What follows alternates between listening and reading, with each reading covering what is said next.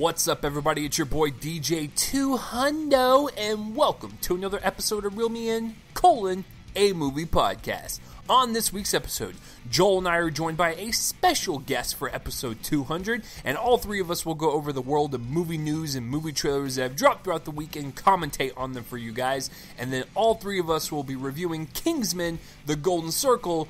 Joel and the special guest will be reviewing the Lego Ninjago movie, and I will be reviewing a special movie, and you might get a crazy Chase Lee rant. It should be quite magical for sure. So this is episode 200, guys. It's going to get crazy. What are we going to think about all three movies? Well, you're going to have to sit down, relax, and find out.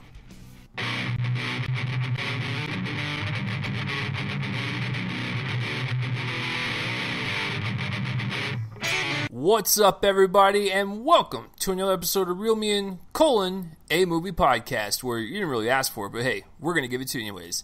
This is a podcast where my co-host and I will talk about anything, everything, well, anything about movies. I'm one of your co-hosts, Chase Lee, and hey guys, listen, if you were searching on the internet for something really random, or just something really perverse or gross, because you guys are, just awesome people, and you accidentally came across this podcast and you're not a movie fan, well, hopefully we can convince you to be one. This is episode 200. Oh my god, I'm old as hell. What has happened with the world? Anyways, if you're new to the show, welcome. Hopefully that was a graceful introduction. What we typically do is we go over some movie news and trailers that have dropped throughout the week and commentate on them for you guys. And then we'll be reviewing the movies that have come out during the week, whether it be big blockbusters, indie films, or, review Mother, whatever that was last week. So, it just usually depends. And, of course, box office results for the weekend. So that's typically how we do the show. And if you are a returning listener, congratulations, you've made it to 200. I can't give you a gold medal, but I can give you a pat on the back, and Joel can give you some really terrible life advice. Speaking of Joel, my co-host, my beautiful co-host over there, who's actually got a better background than I do right now, and I'm a little jelly. Joel, how are we doing this week? I'm pretty good. It was a crummy week before last, but this last week has been good. So, enjoying my new job and getting settled in there, loving the people that I work with. So I'm pretty good. Yeah, and how are you? I'm doing fantastic. But if you guys have realized, Joel has officially crawled out of the well, the well. He has floated down. He has escaped from the well, and he's actually got some decent recording equipment. It's incredible. Yeah. He sounds decent now. Good God, I sound sexy now. Well, we all sound sexy. But yeah, so I gave Joel my old microphone. I got a new one, so now we're gonna have at least decent listening episodes. But I'm doing pretty good. It's just another week in paradise. And yeah, actually, what's really funny, gentlemen, and of course our beautiful listeners. So my week was very interesting. Monday, I had the screening for Kingsman, The Golden Circle. Excited about it, for sure. Saw it, and then I went home. Wednesday, I saw Friend Request, and that was an interesting experience. The very next day, I had a screening for Woodchuck, the new Kirsten Dunst movie. A24, I was excited for it. The trailers didn't really wow me, but whatever. I fell asleep through 80% of it. I'm not even joking. I could not stay awake. I stayed up for 15 minutes. I remember falling asleep. I remember waking up to Kirsten smoking some weed. I fell back asleep. I woke up, and then she was talking to someone, fell back asleep, and before you know it, the credits were rolling. And I was like, I don't think I missed much, so I haven't done that in 3 years, by the way, so I'm fucking exhausted, apparently. Or that movie was just boring as shit. So, anyways, this is episode 200, guys, and I just want to say thank you for making it this far, and if you are one of those crazy-ass listeners that have listened from the beginning, or if you guested on this, co-hosted on it, whatever, I applaud you. And just to kind of travel backwards a little bit, Joel actually started, his first one was when we did Logan, episode 171, correct? My first one was no, it wasn't. It was the BFG and okay, too bad no one cares about those movies. So Logan is a better movie than everything that we Swiss Army Man was my first episode. That's right. I wasn't really sure what it was. I was like I'm pretty sure Logan was the first one. I think Logan was around the time you became the co-host, but yeah, you're right. We did that episode in November last year, but whatever. I consider Logan July. The first episode. July, whatever the fuck, Joel. There's a lot of these episodes in the can. So, and then of course, It's I just love correcting you. That's all. No. You can go suck a big old fat hairy veiny dick. All right, so so it's episode 200, like I said, and we're actually going to have a special guest come on the show with us this week, and he's actually my other co-host on the podcast that we do, the Top 5 Saturdays Live. So it's two co-hosts meeting for the first time. Worlds have collided, and there's chaos that's about to ensue. It's Bryan Sudfield. He's been on before. Bryan, how are we doing? I'm excited to be on here. I'm excited to go back and forth with Joel. By the way, Band-Aid rules. Fuck you. I'm kidding. I just love you, Joel. Wow. It's already starting. Just wait until the Kingsman review. I will win. I will triumph in this battle. Bryan. Sure. But Bryan, let the people know what you've been up to, because you haven't been on for a good while, right? What was the last one you were on? I think I was on the Rogue One episode. Yeah, that's right. I think I was on that one. That was last year, almost a year ago. I mean, I'm in my second year of college. I'm making a lot of films. I've started writing a lot. Honestly, not that much. I mean, every time we record the Top 5 show, Chase likes to point out that I have a girlfriend. It's true. So... He's busy. Joel and I know women, if you got a girlfriend, you're going to have to shift your schedule around a little bit. I understand. Yeah, I know. But since I'm at school and she's home, I don't get to see her much. But really, in all honesty, I'm just in my second year of college. I do something with the radio station here every Thursday. I talk about movies and stuff and go back and forth with them. And it could be annoying sometimes, but, it is what it is. But other than that, everything's pretty great. I'm just excited to be on here because, look, listen, audience of Real Man. Okay, I have texted Chase about, I don't know how many times within the last 5 months. I'm like, look, I want to come on. I want to battle Joel so fucking badly. I don't care what it's about. I just want to come on. And then it all started with Joel said, Bryan, Band-Aid sucks. And I'm like, okay, you like grown-ups too. So, I do. But yeah, I'm just really excited to be on here. I cannot wait. Yeah, and And Chase, that scruff seriously is fantastic. Hey, listen, everyone's been commenting the beard, and I gotta tell you, I think I might keep it because, listen, ladies, men, they all love it. I'm just loved by everyone, and I'm okay with that. All right, anyways, but with Bryan, he's one of the OGs. Like, we were actually thinking about what episode he was on. I was actually wrong, which was a very early episode. He was on even earlier. He was on episode 46 with Gone Girl. That was his first appearance. That was roughly a year after I started it. So that's just fucking crazy, man. Like that's just too much. All right. So so the structure of today's show will be movie news, and Joel's got a little Oscar tidbit for you. We're going to do some trailers, and then we're going to have reviews of Kingsman: The Golden Circle. Joel and Bryan will be doing the Ninjago movie, and I got a special review for you guys, after that. So, it's episode 200, because why the fuck not? And, of course, box office results for the weekend. So, without any further ado, congratulations are out of the side. We have to get this show going, though. So, movie news. We'll start off with the rundown. Joel has prepared the notes this week, and he suggested that I do every single story, which I don't think I can do. I can't even read. All right, so the first story. Gentlemen, I don't... Bryan, was it on our Top 5 podcast that I said that Terminator Genesis sounds almost like someone was ejaculating as they were coming up with Genesis, and they were coming right in the middle of it? So, like, Terminator Genesis...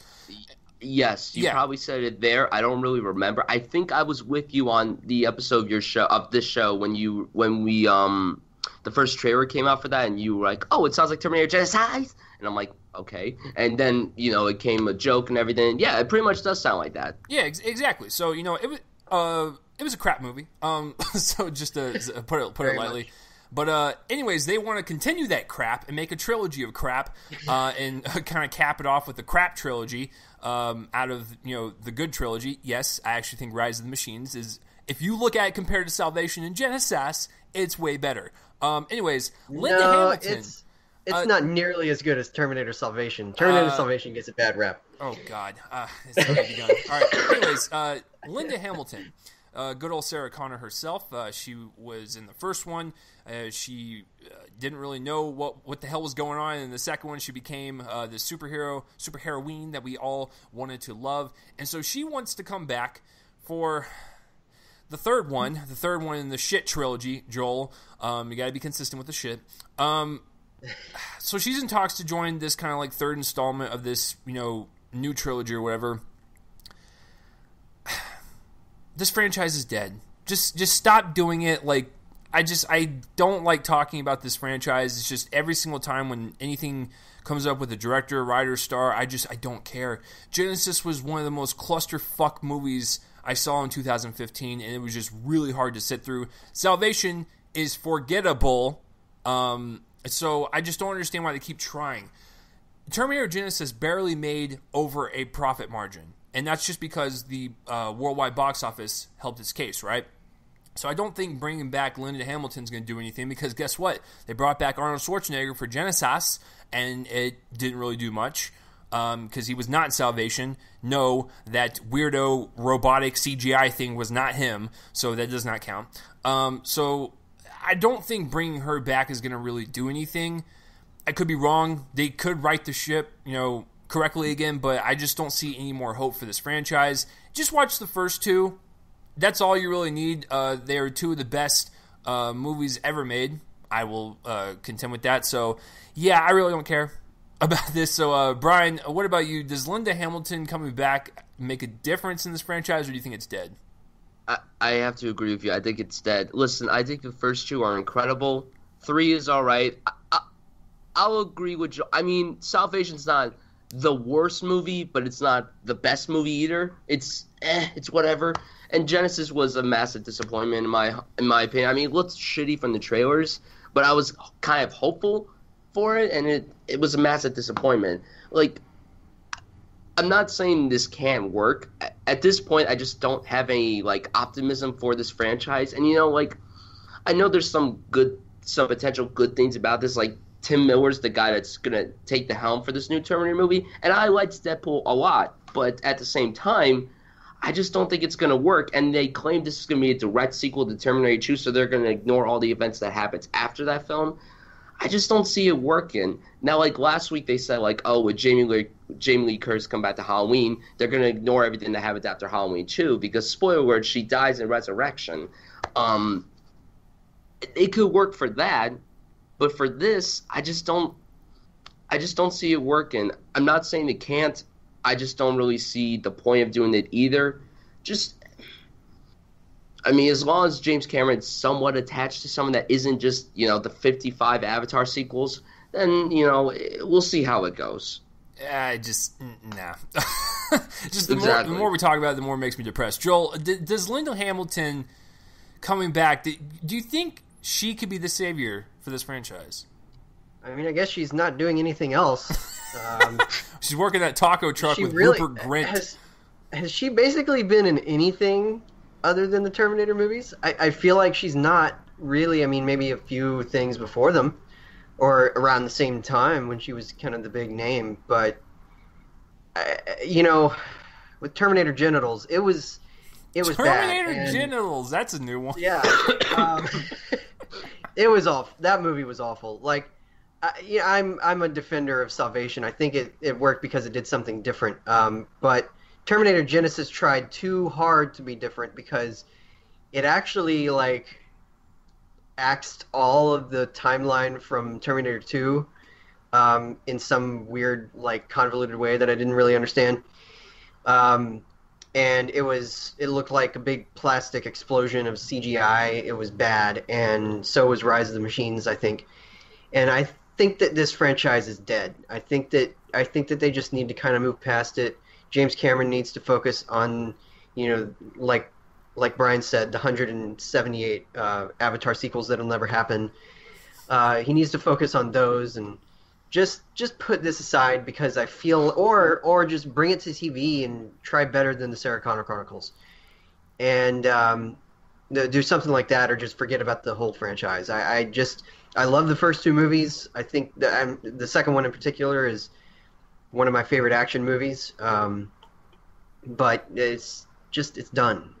it's done. Yeah, I was looking up her filmography. She's done a lot of TV stuff, a lot of really low budget movies. The only thing she's done this year, besides the Terminator Judgment Day 3D re-release, was a short film back in the spring. So you're right, like she's not really like in front of the cameras as prominent as she was in Terminator, but I mean she is an active, actress, whether it be voiceover work or small little TV stuff or small roles or whatnot. So she's been working since Terminator, but yeah, it will be kind of weird to see her like in her prominent role actually be in a movie. Yeah, yeah, I mean it's just weird. Yeah. So I don't know.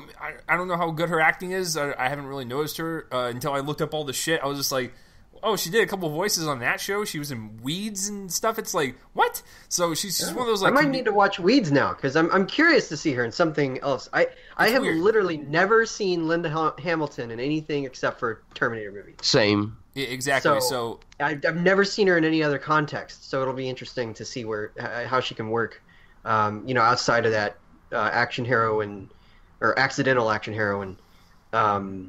Kind of thing. So yeah, I mean, I'm certainly curious to see where she fits into the series now. I just don't think that they should get to the point where they make it.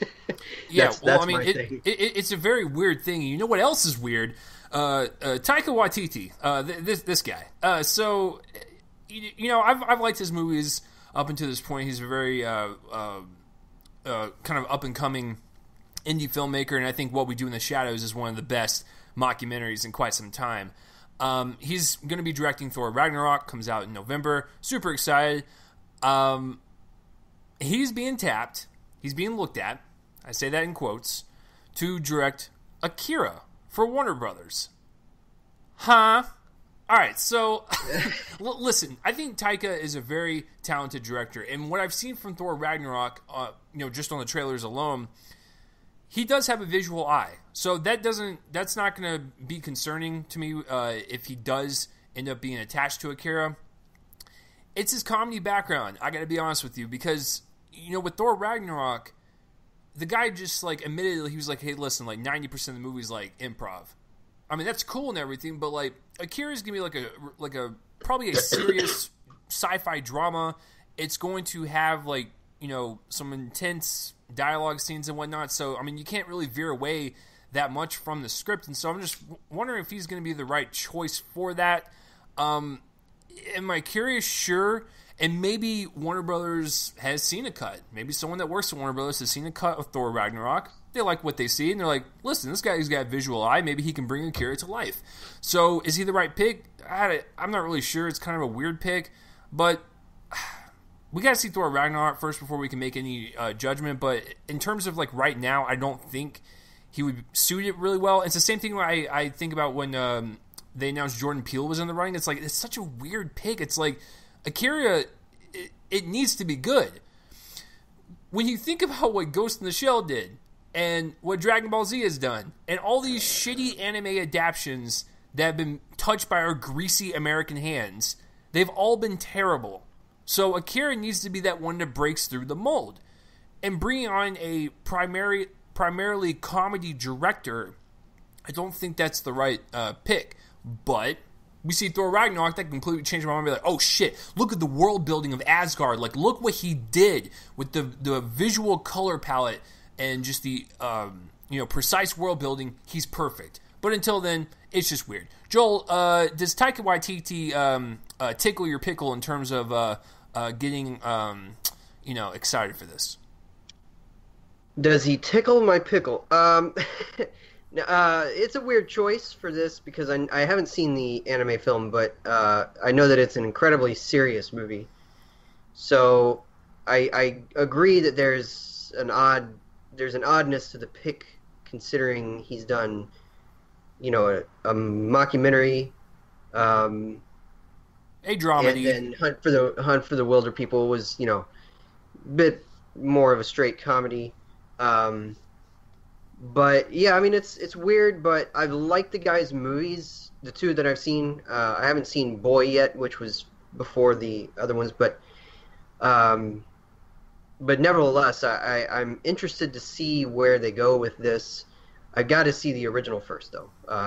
That's an important thing for me. I really don't know the story, So I'll be interested to see where they go if they choose the more ironic route. You know, as usual with Waititi. That seems to be what they did with Thor Ragnarok. From what I understand, it's the shortest movie or something. So it's, like you said, 90% improv. It's largely comedy. It's going to deviate from especially the second one and in that way. So it'll be interesting to see where they go from here with that. Because Jordan Peele was an interesting choice as well, and in the same sort of league where he was, you know, before Get Out came out, he was primarily known as a comedy guy. So, and he was tapped to direct it before Get Out came out. So people didn't really see the dramatic side. So maybe this will be sort of a breakout for Waititi if they do the straight drama approach. Maybe we can see how he does with that tone. But certainly an interesting choice.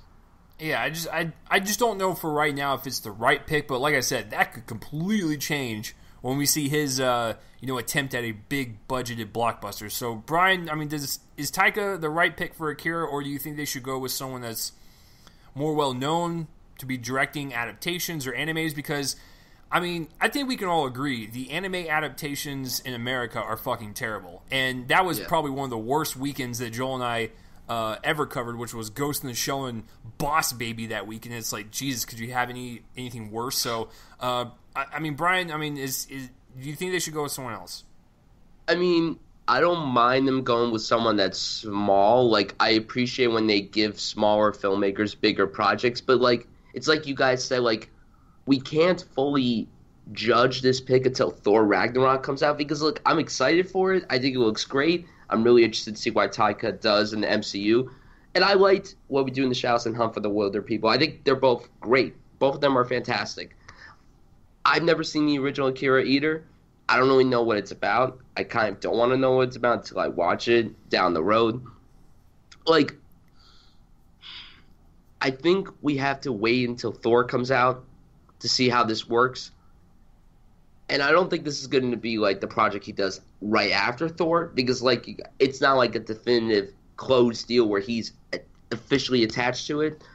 But I don't know. I'm like contemplating back and forth with this because I just don't know if he's the right choice for like his comedic style. Like if he's going to drop that and make a full-on serious movie, that's cool. That's great.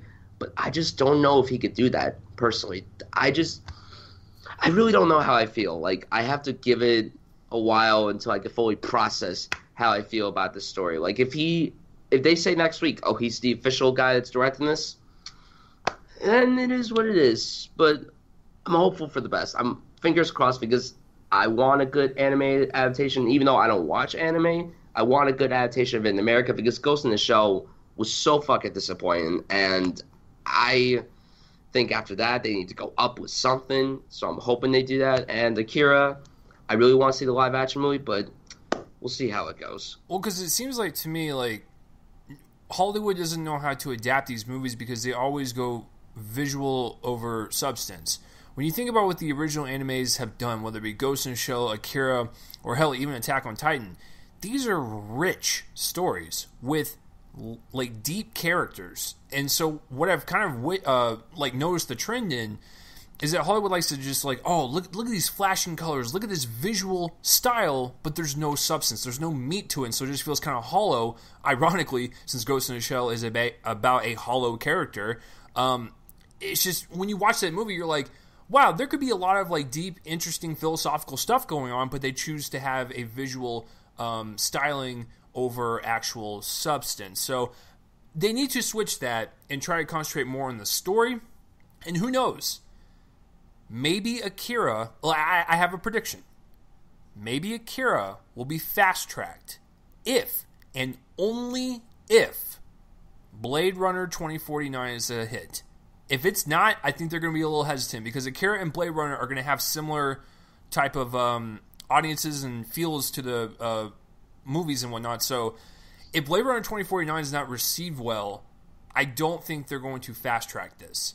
If it is received well, you can bet your ass within two days to a week, they're going to be like, all right, we're going to greenlight this. We got to hire someone. We're going to get a star. Like, that's just the way it's going to go, and that's also a Warner Brothers project. So, we'll see. Well, there is some hesitation there on my part because he's got a couple of projects in the works.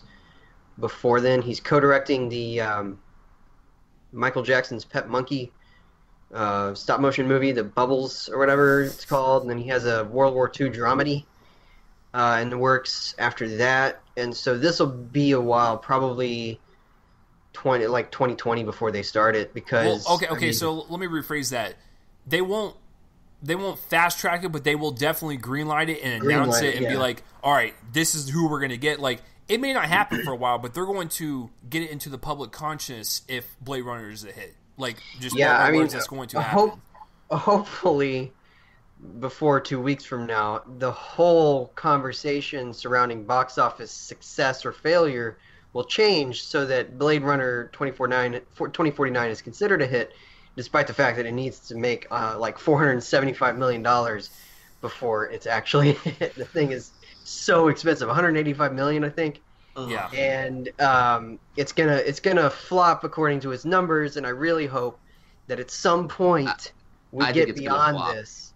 It's gonna flop relative to its numbers, but what I mean is, if it makes any sort of hundreds of millions of dollars, it's gonna be impressive, just not relative to its budget.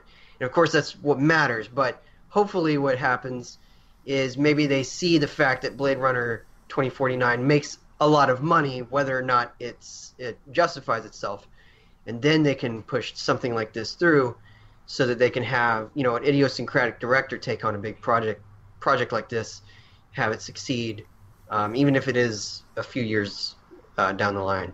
Yeah, I totally agree, and maybe you're right, because Alcon is funding most of the shit for Blade Runner. They lost a lot of money on that Point Break remake. I don't know who's funding Alcon, but apparently they like taking ballsy risk like that. So who knows? Maybe they'll spend $300 million on Akira, and they don't give a fuck if it loses money or not. So it's just a weird story all around. Speaking of fucking weird, which also kind of makes sense. All right, so New Mutants.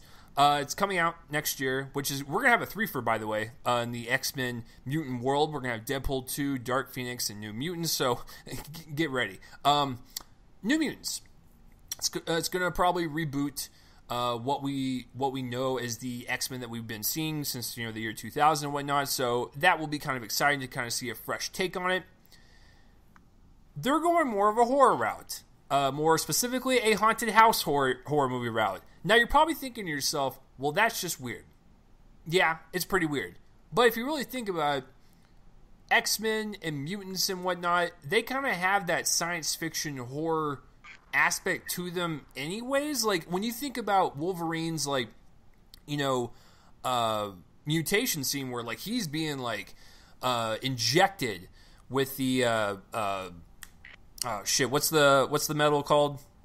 Adamantium. Adamantium, thank you. When he's injected with that, it's literally straight up, like, horrific to watch. So this has kind of like that science fiction horror vibe anyways. So it doesn't really, like, bother me too much that they're going more of a horror route, but when they describe it as a haunted house horror movie, that's a little weird, not gonna lie. But in terms of the actual tone, I'm okay with it. And I kind of want to see them push the envelopes a little bit in terms of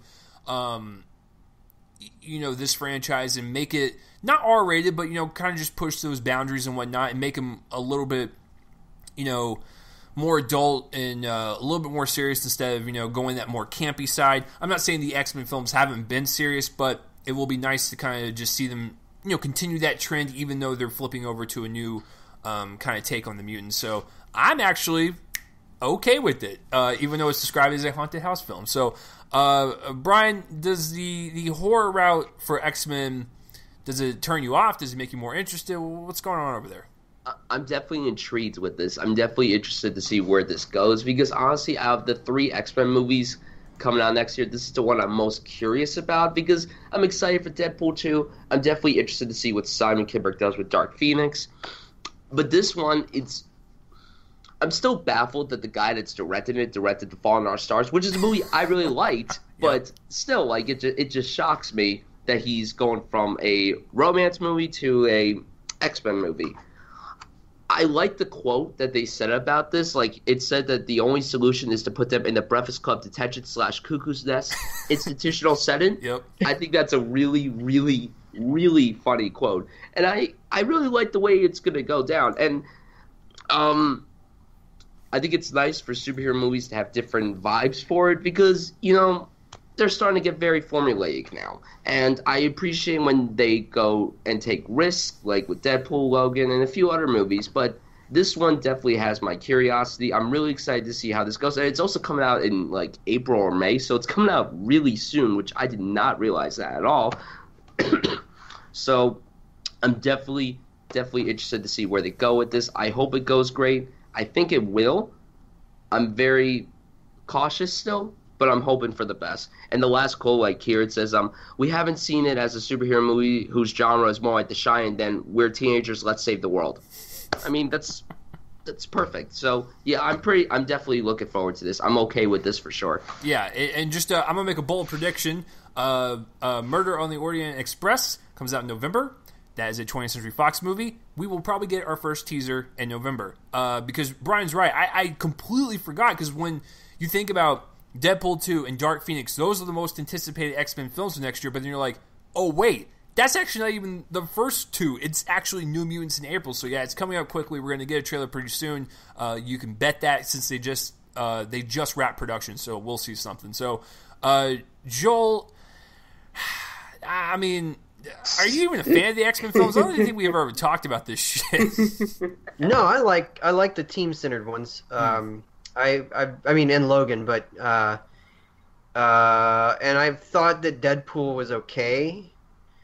Haven't really liked any of the other ones that didn't focus on the team. I'm even a fan of X-Men: The Last Stand and X-Men Apocalypse. I like both of those. I think that this is very interesting news because, well, I didn't know that Josh Boone was directing it. Yep. He's the guy who did Fault in Our Stars. I'm getting major Mark Webb vibes from that because who else went from a romance movie to a superhero franchise and then got burnt out on it? But I'm certainly interested because obviously we're going to get some new faces in the franchise, and last time we did that was X-Men First Class, and that went pretty well. So certainly curious. It's a weird thing to do, like this Breakfast Club, Cuckoo's Nest, Insidious mix or whatever. Not Insidious. Any haunted house movie. I don't know. Amityville Horror. I'm not sure what to choose there, but yeah, certainly interesting. I like that they're throwing things up in the air. I would love to be in the room where somebody brought up, hey, why don't we make it a haunted house movie? Because this is perfect for this franchise, and it's interesting, for sure. Interesting. Yeah, I mean, like I said, when you're dealing with, like, experimentations on people and, like, people with mutations and whatnot, it's definitely horrific. I mean, just the fact that, like, Wolverine alone pumps out his claws and, like, his fists are all bloody and, like, he's got a bunch of scars and shit, like, that's, like... I mean, I'm thinking of the only scene at all in the Fantastic Four reboot that actually maybe close to worked, which was the transformation, yes. Which sort of took a Cronenbergian, approach. And that's what I was kind of thinking of when they said that this was going to be more of a haunted house film. I was like, oh, it's going to be like that only like one decent scene in Fantastic Four where they were all mutating, and it was actually like very like terrifying. So just to see like Miles Teller like all stretched out and shit, like Stretch Armstrong, like ugh. and feeling pain from it. It was pretty. Let's stop giving that movie credit for anything, though. That movie's garbage. But yeah, no. But that one scene was effective, and that's where I thought they were going to go with that movie. So maybe they can apply that logic to New Mutants and go a different route with this franchise. Because after Dark Phoenix, I don't know if they're going to do anything else with that group of people. It seems like if New Mutants is a hit, this is the route they're going to go, which makes sense to me. You got to liven it up a little bit because, as we saw from this year, we got the end of Wolverine / Logan. With Dark Phoenix, we're going to get the end of that chapter, so it just makes sense all around. All right, so next news story. Gal Gadot, however the fuck, she's Wonder Woman. I'm gonna call her Wonder Woman. Wonder Woman gal, and Bradley Cooper, who is more well known for the Hangover movies than anything else he's done. You gotta make a name for yourself, and this is what your career is. He's not known for that anymore. He's been nominated for 2 Oscars since he left the Joel, Hangover. he's never done anything beyond the Hangover movies. All right, so anyways, besides this, all right, so Bradley Cooper and Wonder Woman gal, they are going to be in a movie. Gal hasn't signed on, but like she's getting really close, which I'm assuming, like, at this point, if you are Wonder Woman and you are in a successful film, you're going to fucking sign her. All right, it's going to be her, Bradley Cooper. It's written by Max Landis, and it's called Deeper. And just to give a little synopsis of the film, it follows a former astronaut hired to take a submersible? Yeah. I don't even know what that is. To the deepest part of the ocean, and supernatural events transpire as the vehicle gets closer to its destination. What? It sounds like Max Landis has just been off his rocker for a very long time, and we're definitely going to see that with Bright in December with Will Smith and Joel Edgerton as a weird talking orc in this world of orcs, fairy tale creatures, and humans. So you know it's going to have like that weird mix there. So Deeper, honestly, this sounds like if The Core was a ghost movie. And if you guys have never seen The Core with Hilary Swank, it is absolutely hilarious. Like, they're taking this armored vehicle down into the depths of the earth where, you know, once you get past like a certain point, that vehicle would have been toast. So it's not even real. So when they get closer to the core, and these fucking people are in this like tube, this metal tube, which they would have been crushed by pressure, by the way, pressure and heat. And so they're getting close to the core. They got to reignite it. It's one of the stupidest things ever, but it's entertaining as hell. This one, when you have the stars of Bradley Cooper and Wonder Woman gal, they're going to go more serious with it. And the fact that it's got this supernatural take, it's like, what are they doing? Like, I don't want Gal to be signing on to this garbage, after Wonder Woman is a hit and whatnot. It's going to really take her down a couple pegs. Max Landis, this guy, I haven't like disliked his movies. It's more along the lines of like, I appreciate the creativity he brings to all of his scripts. I just haven't really found that one movie besides Chronicle that I've really connected with. So him writing another movie when we haven't really seen Bright yet, and that's already getting like flagged on the internet already. So it's a weird group of people for sure. But if you're getting Bradley Cooper involved and Gal Gadot, then maybe they read the script and they found something intriguing with it. Maybe they found something compelling that they wanted it to be attached with. I have no clue, but just from the way this sounds like The Core with Ghost. So I'm not really a fan of this. I hope it's not terrible, but then again, we'll have to see how Bright is, because that will be Max Landis going off the deep end. So deep end. All right, so Joel, is anything about this story? I mean, you're rubbing your eyes as if like you don't give a shit. Is this one of those things to where like, if you hear good reviews, will you go see it? If not, will you stay away from it like the Black Plague? We'll see. I think that Max Landis' screenplays usually start with a clever thing, like an interesting idea, and just kind of like, and then with the exception of Chronicle, and I thought American Ultra was fine. But that was more because of the actors than the screenplay.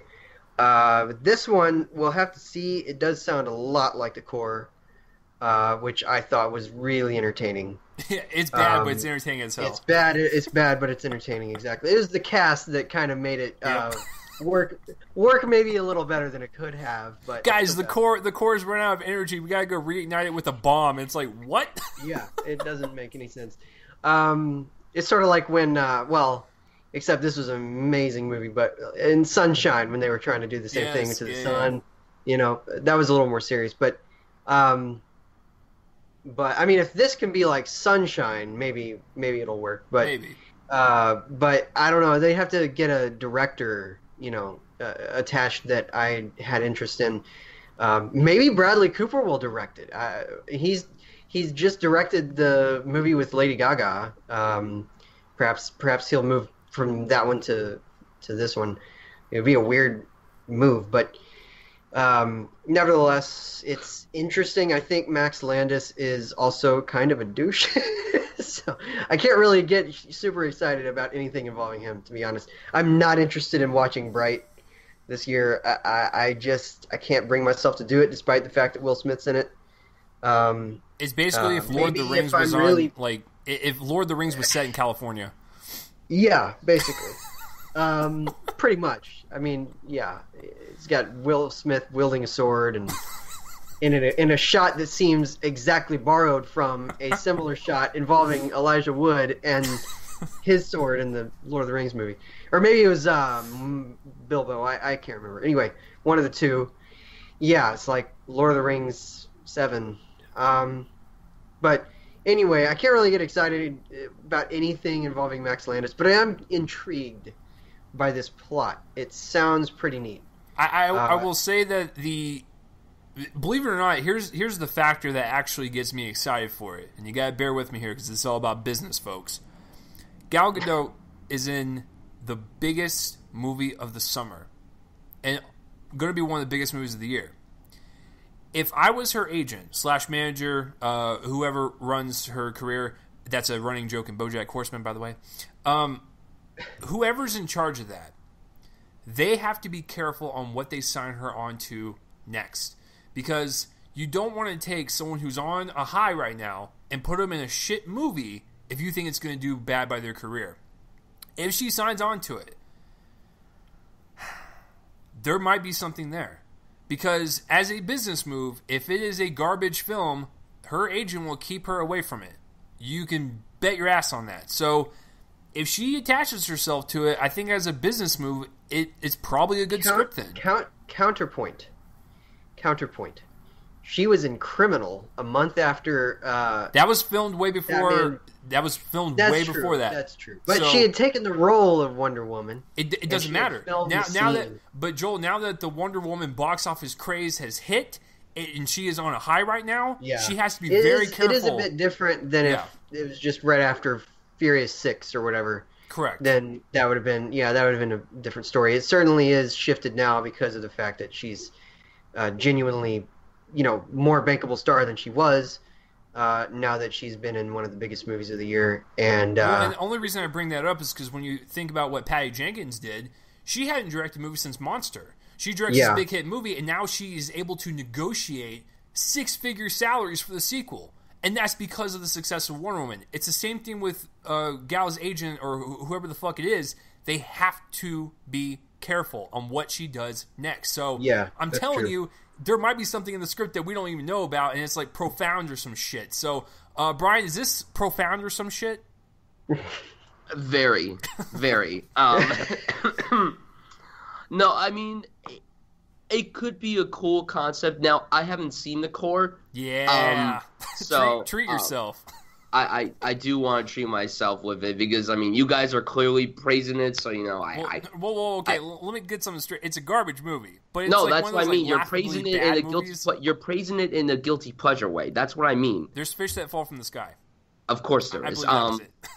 But I mean, I'm very mixed on Max Landis. Honestly, the last time he was brought up to me was when Chase told me that he was potentially going to write and direct a remake of an American Werewolf in London, which is one of my favorite horror comedies. I fucking adore that movie. And the fact that he's going to get his hands on that, I hate it so much. I think his dad actually came out earlier this week and said he was against his own son remaking his own movie. Good. That's a smart thing to say. And I liked Chronicle a lot. I enjoyed American Ultra. I did not like Victor Frankenstein, and Mr. Right was kind of bad. But I mean, and honestly, Bright, as much as I love David Ayer and Will Smith at Georgetown, I'm not looking forward to it either. It makes me cringe. Like, the idea sounded cool, then Suicide Squad came out, then that trailer came out, and it's no. But this, it could be cool. Wonder Woman Gal and Rocket Raccoon Cooper. I mean, it could be an interesting duo with them. And like Joel said, if Cooper does direct this, like, it could, I mean, we could see how it goes, because A Star Is Born has my curiosity. But, I mean, the concept sounds cool. I don't know if the execution is going to be good, but we'll have to see. I always have hope. I may have too much optimism when it comes to movies, but Max Landis, like, the projects he attaches himself to always sound cool, but they're not executed properly. So, I mean, we'll have to see how this one goes for sure. Yeah, and it's got your curiosity, but does it have your attention? That was a movie reference from 2015. Or no, that was 2012. Sorry. Wait, what year was this? I don't even know anymore. Guys, it's been a long week. Anyways, so, but Bryan brought up the word optimism. And this next and last story has my optimism shooting through the roof, because I like the first two. The Unbreakable stars are coming back for Glass. All of them. That even means grumpy Bruce Willis. So, here's the deal. Samuel L. Jackson, I don't care. He could literally be in anything. I'm excited to see him in pretty much everything. Yes, Joel, including Kingsman: The Secret Service. All right, so... it's okay. We're all wrong sometimes. Okay, Go ahead. sure. Whatever. At least I'll have Bryan back me up. That's 2 against 1, buddy, so you better watch yourself. All right, so... so all of them are going to come back for the Glass sequel. So I don't care about Sam Jackson. I care about Bruce Willis. Is he going to be the Bruce Willis we know now, or the Bruce Willis we kind of grew up with? I don't know. But Bruce Willis has worked with M. Night on technically 3 movies right now. And you're probably thinking, well, I know 2 of them. What's the third one? Listen, the movie hasn't even been out for a year yet. I don't want to spoil anything. But he's worked with him 3 times now. Every time he has worked with M. Night, magic happens. When Bruce Willis is doing anything else, he seems to take a paycheck. I've heard the horror stories from Kevin Smith's set time with him on Cop Out, which was a bad movie to begin with, but it's like, the guy just sounds like a douche. I don't want to really feel like he'd be a great person to work with. He was also one of those guys on, Expendables 2 or 3, where he literally asked for like $3 million for like 4 days of work, and like Sylvester Stallone said he was just like, something was just wrong with him. Like, it just seems like he's not a good person to work with. However, if you're going to make this Glass movie and make this awesome trilogy, bringing back the original people makes sense. And you get other people from other movies that are associated with the trilogy. Once again, I can't spoil anything because, like I said, it hasn't even been out for a year yet. But if you bring in all these people in for this third movie, it could be a pretty decent little superhero trilogy, and I'm looking forward to it. So maybe M. Night can bring Bruce back to what we know him as, which is a pretty entertaining action star. But what was cool about Unbreakable, it does have a lot more dramatic pull to it. So, maybe Glass can be a nice mixture of independent superhero grit and great dramatic stuff. So, Samuel L. Jackson coming back, great. Bruce Willis coming back, great. I'm excited to see this. It'll probably be one of my most anticipated movies of was it January 2019, right? Yes. Yeah. I believe it comes out like around my birthday, so thank you, M. Night. All right, so Bryan, I'll start with you on this one. Obviously this is not shocking, right? No, not at all. It's something that something that it had to happen. This is how it had to go down. You couldn't have only brought back Bruce Willis and Samuel L. Jackson. You had to bring back everyone else from Unbreakable, or at least most of the cast from Unbreakable. Now, I'm so excited for this. I didn't start following Shyamalan on Twitter until he announced that this film was his next project. And now, I always get hyped up to see what he tweets about and everything. And I believe they actually start filming later this week. So, that's going to be something really exciting. So, when you see the reunion photos of everybody from Unbreakable, and tears are going to come down my eye. I think Unbreakable is a criminally underrated film. I know a lot of people don't really talk about it. In terms of normal moviegoers, they don't talk about it. I don't know why. It's fantastic. It was ahead of its time, that's why. It was ahead of its time. It's also, when people look at it, it is a superhero superhero film, and it's really great. It's really fantastic. And, Split was great, too. It surprised the hell out of me, so I'm really excited to see how... Split, that has nothing to do with Unbreakable, okay? Split, like, that was a nice little movie that was separate from the Unbreakable universe. Back on the all I'm saying is that Shyamalan now is pretty much back at this point. So now I'm really excited to see whatever else he does after Split. I mean, as long as he doesn't do anything that's big budget, that's all that matters. And it's cool because this is going to be like a superhero movie produced by Jason Blum. So it's going to be interesting to see the budget for this movie. Is it going to be high? Is it going to be super low, like Split and The Visit? What's the budget going to be like for this? I think Blum will put a little bit more money into it, considering that Split and Get Out overperformed, and so he's got a little extra money in the bank. So I'm just saying that he could probably fly a little bit more cheddar his way to make that vision possible. Because you're right, it can't be too blockbustery, because that's not the whole point of Unbreakable. The whole point of that universe is to have a grounded take on superheroes. So you have to have a more realistic sensibility to it, so you can't have it overblown with CGI and shit. So will it be more expensive? Sure, but I don't think it'll actually, to be honest with you, it'll probably be the fucking actors' paychecks. They'll be more than the CGI work. So Probably, yeah. And I'm really excited for this. And it's like you said, Bruce Willis kind of needs to go back up because Death Wish looks so terrible. Yep. I can't remember the last time I liked a movie with Bruce Willis. It was probably 2012 when he did two great movies, Moonrise Kingdom and Looper. That was probably the last time that I legit liked Bruce Willis, because I was hoping at some point he would have this big comeback, because he was supposed to be in Cafe Society.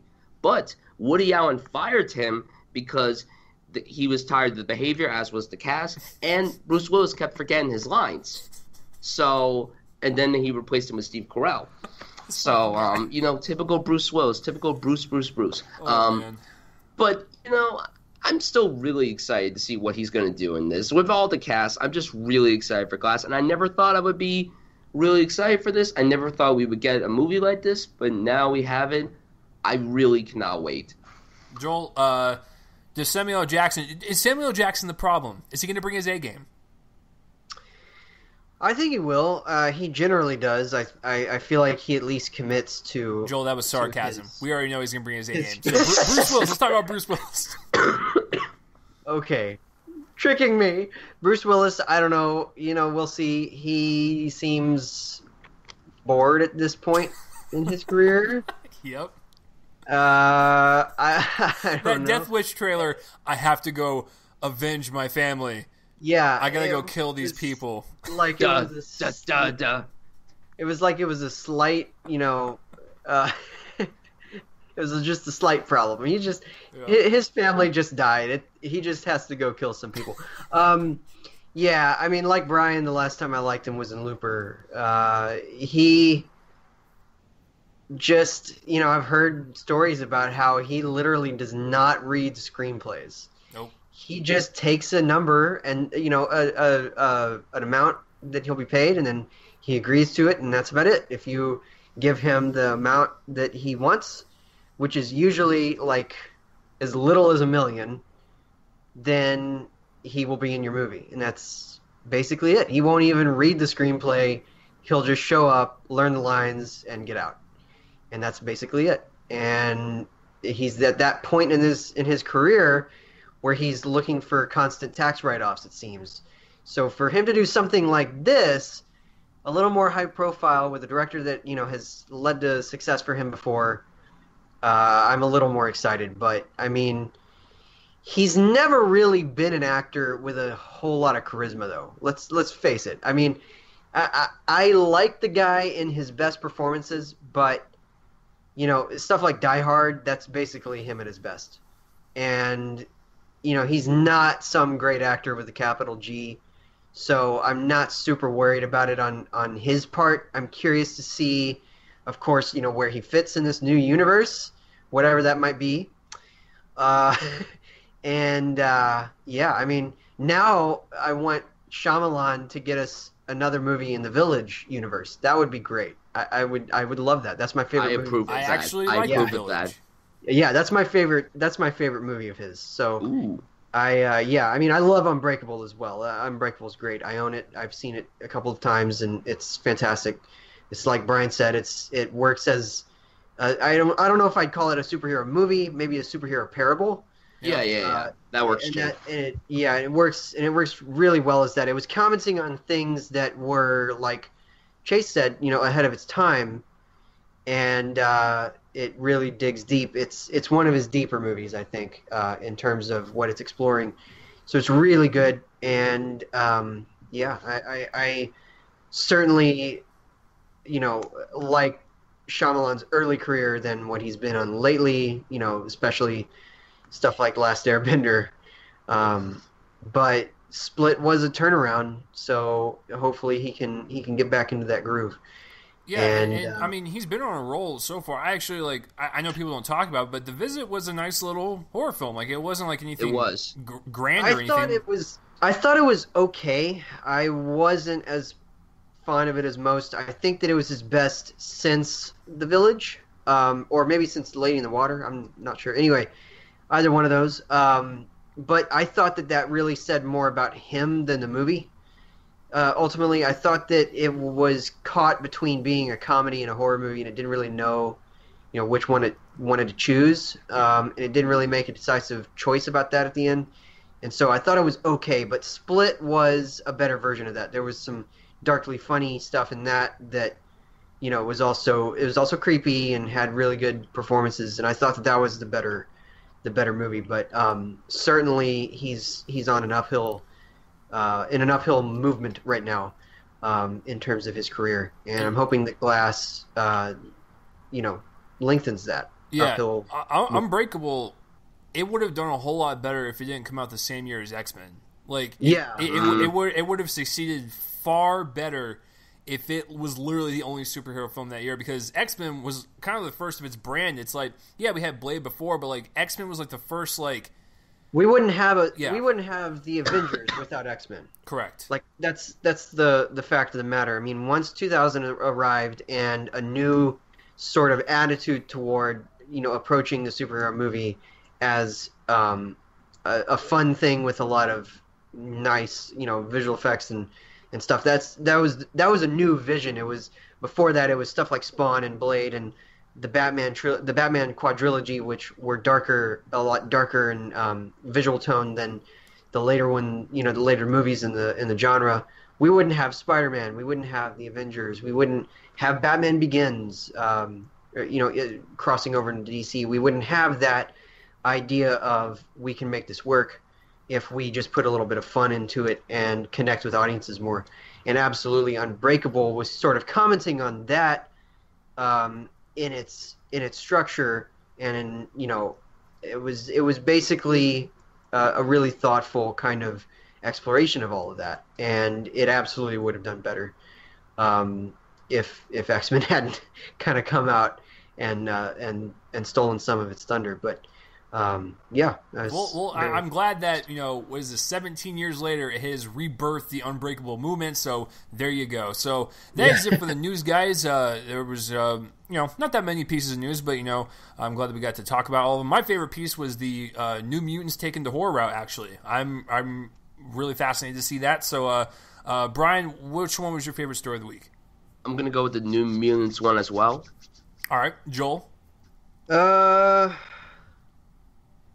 Probably the Unbreakable actors returning, because not only them, but like Alfre Woodard as Samuel L. Jackson's mother, which she played a very interesting mother on a certain Netflix show that she was really great on.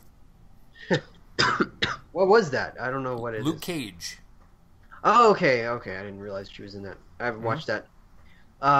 Yeah, so that's probably mine. So we're now going to shift into the Oscar news of the week, and basically, I mean, again, this is not going to be every week that we do this, or even every other week, but Venice Film Festival, Telluride Film Festival, and Toronto Film Festival have all kind of had their say, and now we have at least part of a portrait of what the Oscar season might be like, and I believe that right now pretty much the big story is Darkest Hour, which is the new film from Joe Wright. It's got Gary Oldman. It's gotten some lukewarm responses from some critics, but for the most part, it's been a major success. So I feel like we could probably, put that in like picture, director, screenplay, actor for sure. I think Gary Oldman has it won already. And then, some technical category score I've been hearing is amazing. Cinematography, production design, costume design, editing, makeup and hairstyling. This thing's going to kill. It's going to be the Lincoln of this year. Even if it doesn't win Best Picture at the end of the year, it's going to be one of those things that dominates the scene. And as long as they can get out on that campaign trail and pimp it out, that's going to be a good thing on their part. Another big contender is Call Me by Your Name, which is the new film from A24, right? I believe so. I think it is, and it's from Luca Guadagnino, and that thing is getting a lot of buzz for particularly the actors, Timothy Chalamet and Michael Stuhlbarg, possibly Armie Hammer. But we'll see because they're kind of in that decision mode of whether they include Armie Hammer in Best Actor or Best Supporting Actor. They always seem to choose wrong. And then it'll be, somewhere like editing and production design, some other stuff like that I'm hearing. And let's see, some other big contenders might be like Lady Bird, could get in there for Best Picture. Molly's Game has a shot for some actor awards. I feel like Mother is probably going to get into Best Actress because of people liking Darren Aronofsky in the Academy in particular. And plus, of course, she's been nominated, I think, 3 times now and won one of those. So that's probably going to be a good shot. The one big question mark is Mudbound, which is from Netflix. We just don't know how seriously they're going to take Netflix yet, and how Netflix is going to arrange the Oscar campaign, the theatrical release. We don't know yet. That's a big question mark. But a big contender, probably, I feel like there's not a front runner right now, which is odd because last year it seemed to be Moonlight, which, of course, went on to win. But right now we don't really have a main frontrunner. But if there was a movie that could be the frontrunner, I believe that, surprisingly enough, that could be The Shape of Water. This movie is, I think it won the audience award at Toronto, pretty sure, and that's a major tell. That's a major tell that it's a big contender because the Academy likes to see that happen. They like to see movies win the audience award at festivals, and the big festival is Toronto. That is the sort of the bellwether to tell us whether or not the movie's a major contender, and it is, especially Sally Hawkins, who is probably going to win Best Actress. I feel like she might be the major frontrunner there. She doesn't speak at all in the movie, and it's a very odd romance fantasy kind of hybrid mixed with a Cold War story. And so I feel like that one's probably the big contender this year. However, there are some movies. Oh, and also three Billboards Outside Ebbing, Missouri. That's getting some major contention for Frances McDormand. So it's probably going to be between her and Sally Hawkins this year.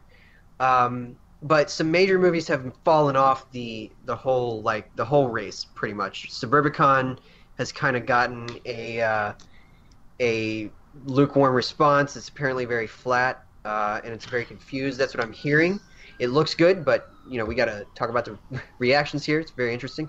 Downsizing as well is kind of getting a lukewarm response. I can't wait to see that, but I'm sad to hear it's not doing well. Dan Gilroy's Nightcrawler follow-up, Roman J. Israel Esquire, is kind of a nothing burger in terms of its response. It played at festivals and people found it to be lugubrious and just kind of very slow. And Denzel Washington's good, but it's a question of whether it's actually coming out this year too, because there's no visibility on it whatsoever. And then let's see, what was the other one? Oh, Hostels. People were thinking that might have a shot, but it doesn't even possibly come out this year. So we'll see. I, Tonya is another one that's a question of whether it's coming out this year. But if it does, Margot Robbie's probably going to be given a Best Actress kind of campaign. So that's pretty much the news. That's where it's at right now. And also, Willem Dafoe for the Florida Project is getting a lot of buzz for Best Supporting Actor. So we will see how this all plays out. But that's the race right now, folks. Another one that fell off, The Current War with Benedict Cumberbatch. That's apparently awful. So we'll see how that turns out. But that's where the race is at, folks. And we will check in probably in about a month. I'll bring us back around once New York Film Festival and I think LA is coming up, or not LA, AFI. So that'll be coming up in November, and we'll see where everything's at then.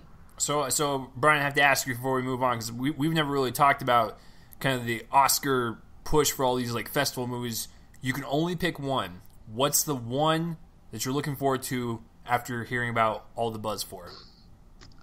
Shape of Water, easily. Me too. Easily The Shape of Water. Mm-hmm. Yep. As soon as I heard that it won pretty much like top prizes, people were enjoying the hell out of it, and they said it's like a masterpiece fairy tale of this generation or whatever. I'm like, sold. I don't know fucking hear anymore. Like Mexican Peter Jackson, Guillermo del Toro, one of my favorites, and The Shape of Water is probably most anticipated for sure. And then I'd probably go second. Martin McDowell's third movie in his kind of like dark comedy run with I loved In Bruges and I loved Seven Psychopaths, and I both of those films are fantastic. Yeah, I can't wait to see what he has up his sleeve there. Yeah, the Red Band trailer for Three Billboards cracks me up. Frances McDormand needs to probably get a nomination for that, because like she is unhinged and it's absolutely a divine to watch. So Joel, I mean, what about you? Like, you can only pick one. What's the one you're going for? I might go with Three Billboards. Interesting. Honestly, mid-November, I'm there. I can't wait. It seems to be sort of this cousin to Fargo, in a way. Yes. A very dark case, but sort of a darkly comic treatment of the case that's going on in the movie, the mystery, and just because I loved In Bruges made my top 10 of 2008, and it's one of the great recent dark action comedies, and my favorite Colin Farrell performance probably. So I love it, and of course, I mean, one of the best performances ever was Frances McDormand in Fargo. So if she can kind of bring that energy to a role like this, whether it's regionally the same thing or not, it'll be a winner. I can't imagine not loving this. And then Shape of Water, I'm super excited for. Brian Tallarico over at RogerEbert.com has fairly high standards, and he gave 4 stars to both of these. Damn. So yeah, I mean, he rarely does that too. Like he's a guy who has maybe 5 or 6 per year. So for those to be among them, that's pretty impressive. And the Florida Project as well. He gave 4 stars to. So I'm excited for all of those. Florida Project is kind of sort of it premiered elsewhere earlier in the year, so it's not really a fall festival movie. So I'd probably go with Three Billboards. Yeah, it's from the reviews I've been seeing about Three Billboards, like it seems like Martin's really kind of taking the whole hysteria from like losing a child and whatnot and applying it in a dark comedy aspect, but also having like some truth to it, like on how people would react if they lost their child. And so I found that kind of smart the way he kind of incorporated those two. So yeah, that is Joel's Oscar corner, and Joel will be back literally on December 31st to announce. No, I'm just kidding. He'll probably be back in about a month. So let's jump into some trailers, guys. Before Joel goes off on the first trailer, I did not know this until I looked it up. This movie's been on the shelf for 10 years. What the fuck? Like, this thing was filmed like a decade ago, and it's now seeing the day of light because of who's in it. Joel, what are we talking about? Yeah, so that's why I included this, because it's such an interesting curio, and it actually kind of it doesn't look good, but there are 4 trailers here that look really bad, but this one actually looks the least bad of those 4, I think. It looks like the one with the most potential to possibly be surprisingly humorous, but it has been sitting on the shelf for 10 years. It was made between 2006 and 2007. It's called Cook Off, and it stars a pre-Bridesmaids Melissa McCarthy and Wendy McClendon, whatever her name is. Wendy McClendon Covey. I cannot say her name. I can never say her name. And it is a mockumentary, sort of a part mockumentary, about a sort of a Hell's Kitchen type cooking atmosphere, or Top Chef, I guess, cooking atmosphere. And, you know, I mean, this looks like the cheapest comedy in a long time. It sort of reminded me of the trailer for Pitch Perfect 3 in terms of the fact that it looks like it's a TV pilot for a show that went only to pilot and then didn't go any further. But, you know, I gotta say, I did chuckle a few times. I think that it's... Chase is like, no. I gotta say, like, this is from a period of time where they were trying to make Diedrich Bader a thing. He's the guy from he played Jethro on the Beverly Hillbillies movie. He's been in various things over the years, and there was this period of time in the mid 2000s where he was trying to come back. He was in a bunch of movies. He was like in the Friedberg Seltzer comedies, I think, the spoof ones. I think he was in Date Movie. He's on a successful TV show now that has more than one season, so he's doing good. He is, but in the mid 2000s, he was trying to become that. So of course, you know, he's kind of rose up, and he's a funny guy. I will say. I mean, he's great, and he's great in that. And so I'm glad to see that, you know, he's successful now. But this is in that weird, like, awkward period of his career where he was trying to, you know, get out, and he was taking all the wrong routes to do it with the wrong directors. And clearly, you know, whoever filmed this movie had something in mind with pairing McCarthy and McClendon Covey, because at this point, had Mike and Molly even started yet? I think it started in 2006. Okay, so it was around that time where she was big. McClendon Covey had been in, like, The Office and had been, like, floating around, you know, little actressy things. Reno 911.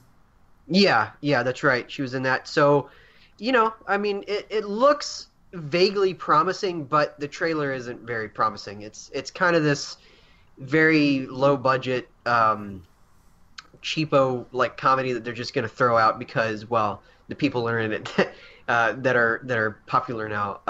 But I'm curious to see it. I don't know if I'll see it in theaters, but I'm curious to see it just to see why they might have shelved it. Obviously, there are many, you know, many things involved in that. It could have been the company went under. It could have been that, you know, some sort of funding for distribution fell through or whatever.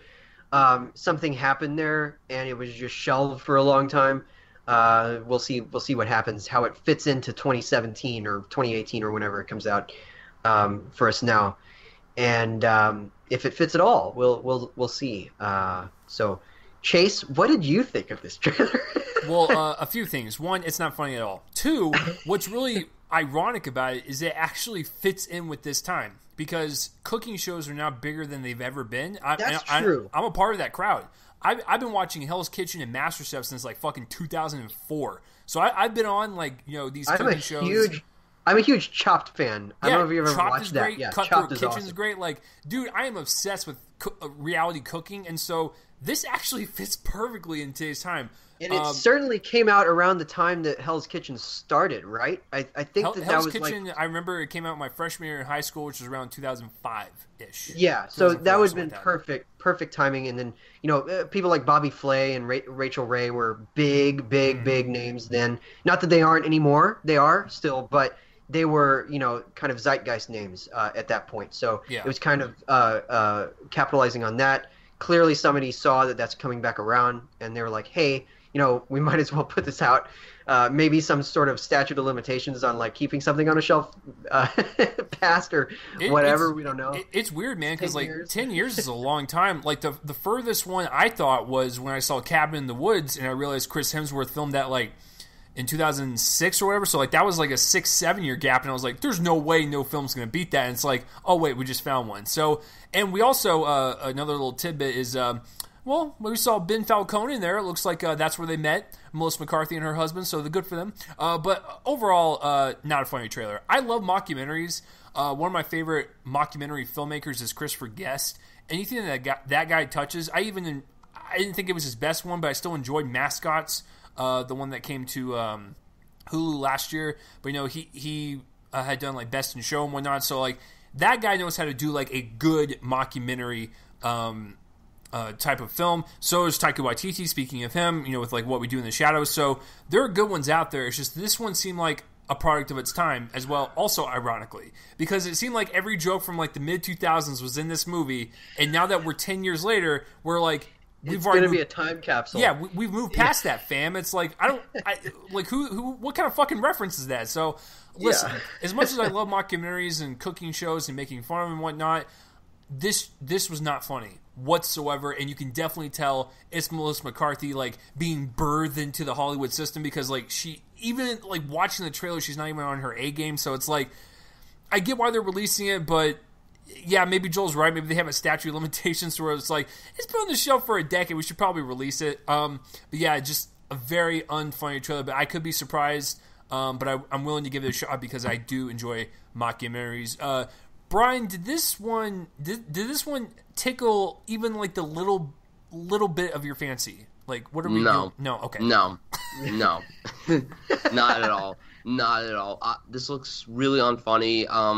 I did not know that it came out 10 years ago. I kind of, like Joel said, it like looks very cheap, so I was like, they probably shot this on like the smallest budget. I couldn't find anything about this, but then when you guys said that it came out 10 years ago, I'm like, that now explains a lot. Now it didn't come out. It was made 10 years ago. Made 10 years ago. I think it showed at a film festival. Weirdly enough, like one of those smaller, the ones that don't matter. Yeah. That's what I meant to say. It was made 10 years ago. Yeah. It said it premiered at the U.S. Comedy Arts Festival in 2007. That's what it was. Yeah. And actually, at the time, Mike and Molly wasn't even on. Mike and Molly premiered in 2010. Oh, Bridesmaids came out 2011. Oh, the show that she was on when this was made was Gilmore Girls, which ended the same year. Okay. And then she did Samantha Who, and then she did Mike and Molly. I had forgotten about Samantha Who. Okay, yeah, that's right. I think most people had forgotten about Samantha Who. Yeah, that show was pretty. It was pretty bad. It was pretty. But yeah, it just, I don't know. I mean, like, I like the people in it. I do like mockumentaries. But it just looks so cheap to me, to the point where I wasn't laughing that much. And like, Chase adores comedies. I do too. But when I'm not laughing, it just doesn't work for me. And this really does look unfunny. And I feel bad because Melissa McCarthy, I know she gets a bad rep. I'm still for her. Like, I think she's very talented. I think she's very funny. And, like, God bless her, like, with all the stuff that she's done. She lost a lot of weight. I have to commend her for that heavily. But I really did not like this trailer at all, honestly. And maybe I'm wrong. Maybe it could be funny.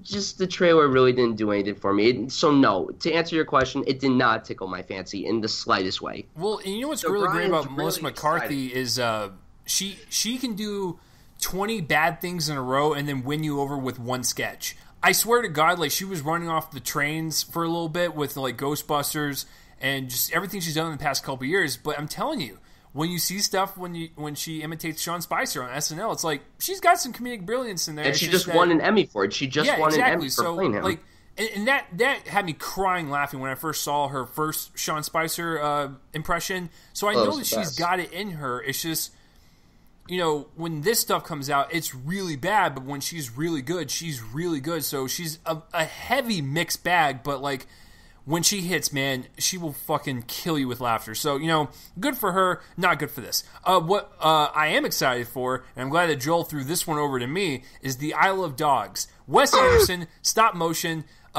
yes, fuck yes. Listen, Wes Anderson is like the master of like visual symmetrical framing, and this one just it's absolutely gorgeous. I love the way it's symmetrical, like I said. but I love the whole premise of it, of like these talking dogs on this weird ass island that were like dropped off from like a society. Like, it's just such an interesting concept. I love all the voice acting in it. It looks so much fun, and I know Bryan and Joel always get on my case for it, but I still have not seen Fantastic Mr. Fox yet, which I know that, like, trust me, Joel. So I want to see it because I want to see Wes Anderson's first attempt at stop motion, but this one just really kind of, it looks whimsical, imaginatory, with Wes Anderson's visual and colorful eye, so I am totally down for this, and I love all the voice acting. Bryan Cranston as a dog makes perfect sense. So, Bryan, I'll go to you first. Isle of Dogs, you looking forward to it?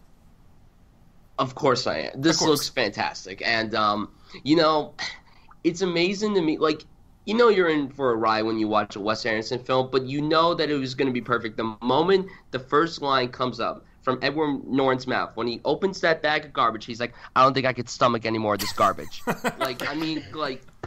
That's typical stuff. Like, and then like Chase, you brought up the cast. Bryan Cranston as a dog. I mean, it's perfect. Bryan Cranston is like one of my heroes. I just found out that Malcolm in the Middle is leaving Netflix next week, and I'm really upset by that. So now I'm like binging it profusely, and it's just wonderful. The entire cast looks great. The premise sounds really interesting. Like, I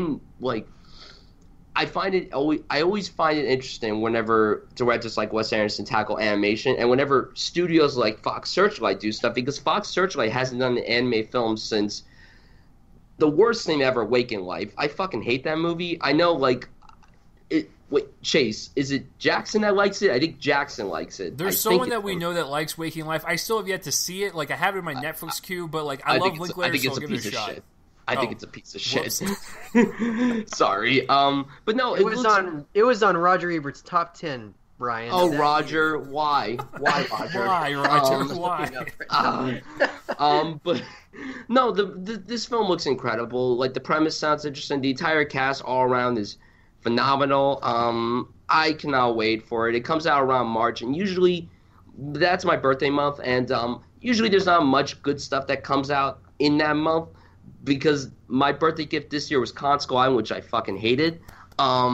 So, it is what it is. But hey, Isle of Dogs, cannot wait. I'm really excited for it, for sure. Grand Budapest Hotel actually came out in March, so like it did come out in March too. He should actually stick to that spring release date, because Grand Budapest actually lasted all the way up until the Oscars, so good for him. Yes. And just before I throw it over to Joel, what was really surprising about the trailer is, like, when you hear the movie Isle of Dogs, you're like, okay, it's gonna be like an island full of fucking dogs, right? No, the trailer starts out with, like, a city of people, and I'm like, I had no idea what the story was, so like I'm glad that I watched the trailer and I understand what the story is now and how they get to the island. So, Joel, Wes Anderson, stop motion, visual brilliance. Why do you hate him so much?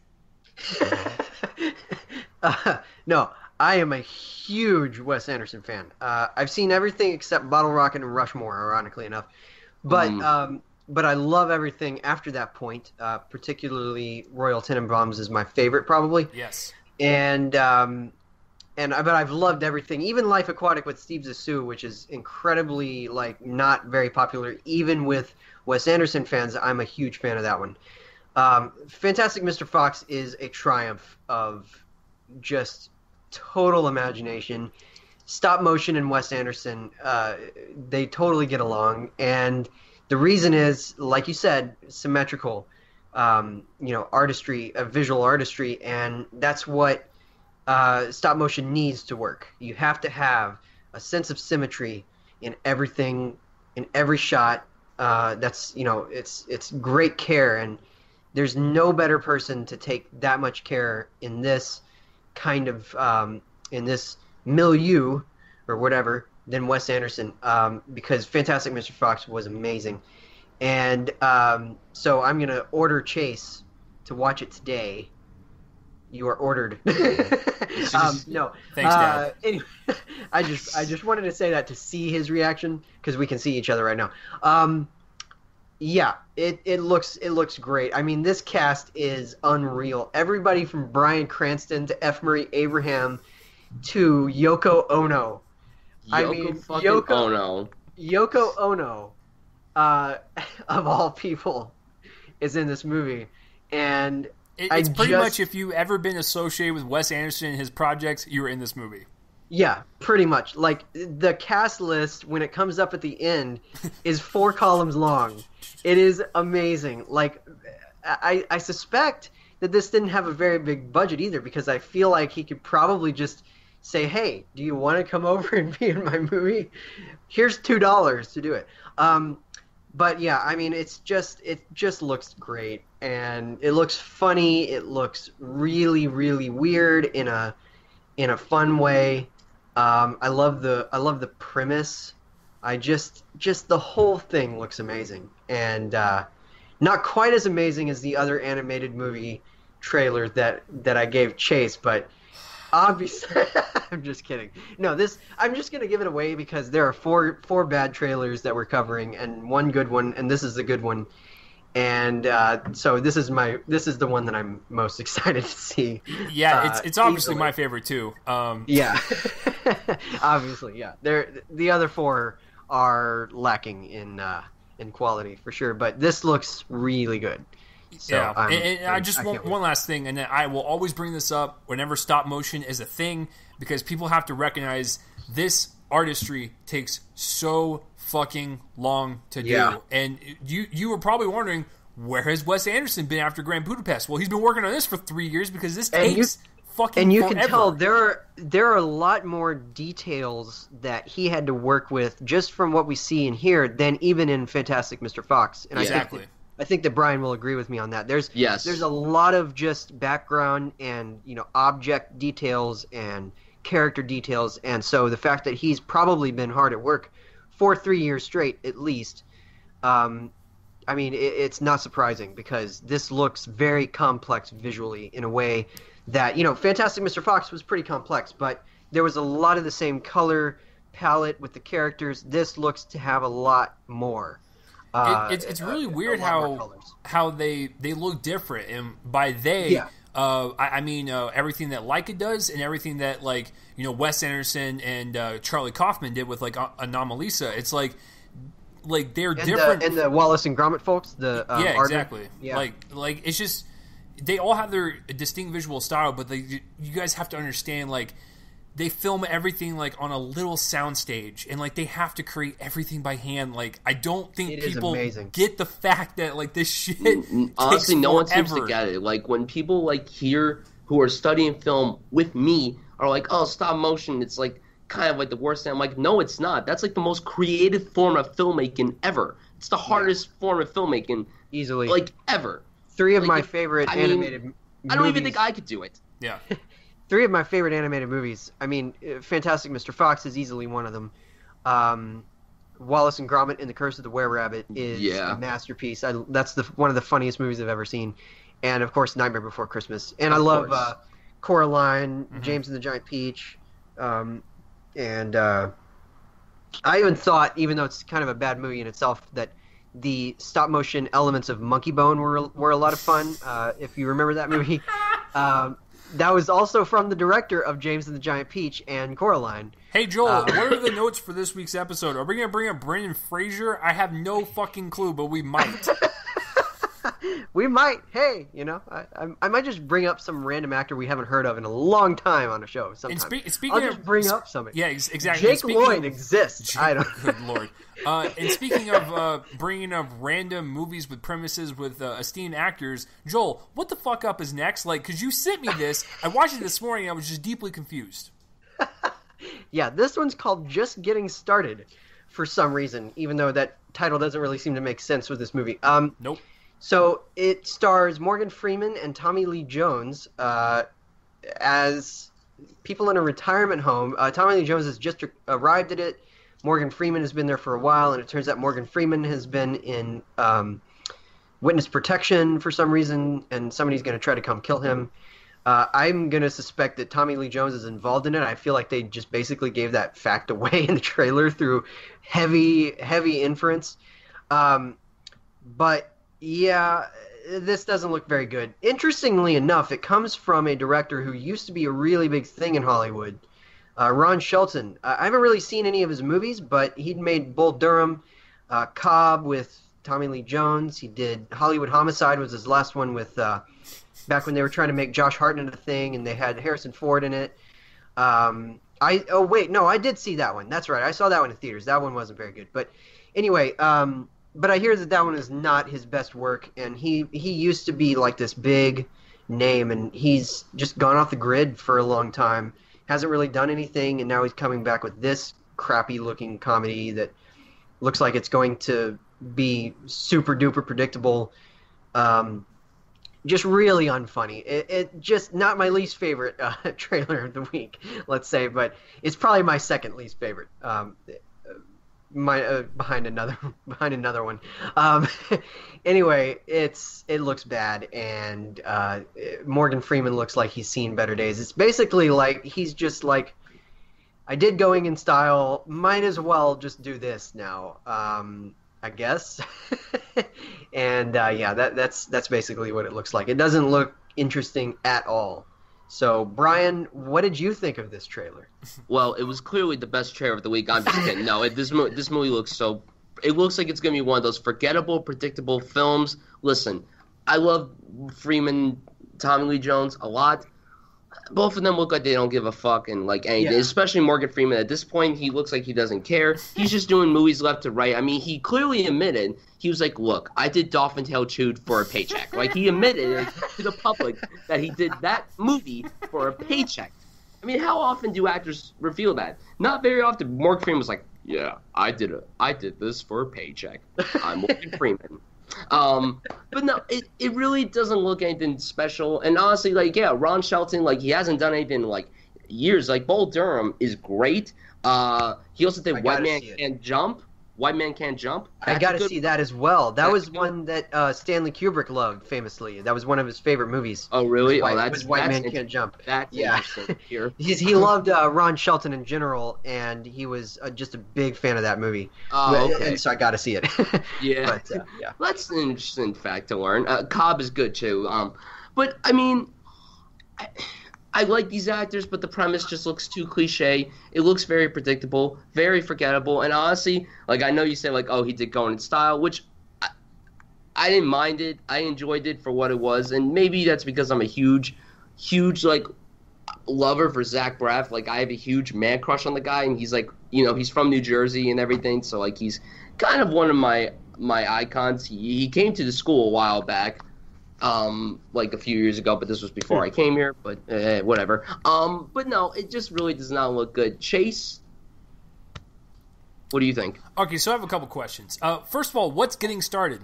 What are we just getting started? Because this movie plays out as, like, you know, Morgan Freeman is in retirement. He's doing blow off of, like, old ladies' asses. He's having orgies and stuff. He's having a great fucking time. What is he getting started? That's where I feel like to answer this question, the movie should be called Too Old for This or something, like where he's been caught up in this plot involving a killer and probably isn't of the age to deal with this or whatever. And it's just a weird title because it doesn't seem to have anything to do with the movie at all. It's like, is he just getting started on his new life because his old life was so shitty? Like, thanks for the that's it. Yeah, thanks for the good-heartedness. No, yeah. Oh man, like.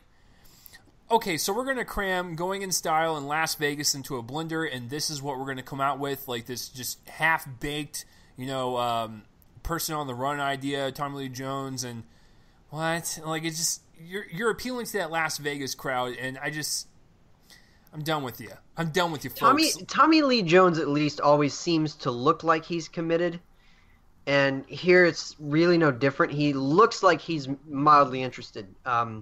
He's obviously not a man of, you know, a lot of expressions, but it at least looks like he's trying to take this semi-seriously. Maybe because he works with, you know, Ron Shelton a lot, and can respect that. But yeah, I mean, everything else about this just looks completely uncommitted to any sort of, like, tone or just any sort of idea or anything. Well, because I was really confused, like, while I was watching, I was like, okay, it's just going to be about Morgan Freeman getting his jollies off, and then Tommy Lee Jones comes in and just like, I hear you were under witness protection, huh? And then, like, they're just like, I know who you are. He's like, I'm going to go party. And now Morgan Freeman's ego is hurt because Tommy Lee Jones is getting all the women. It's just like, what am I watching? So, whatever the fuck. Also, whatever the fuck is this next one.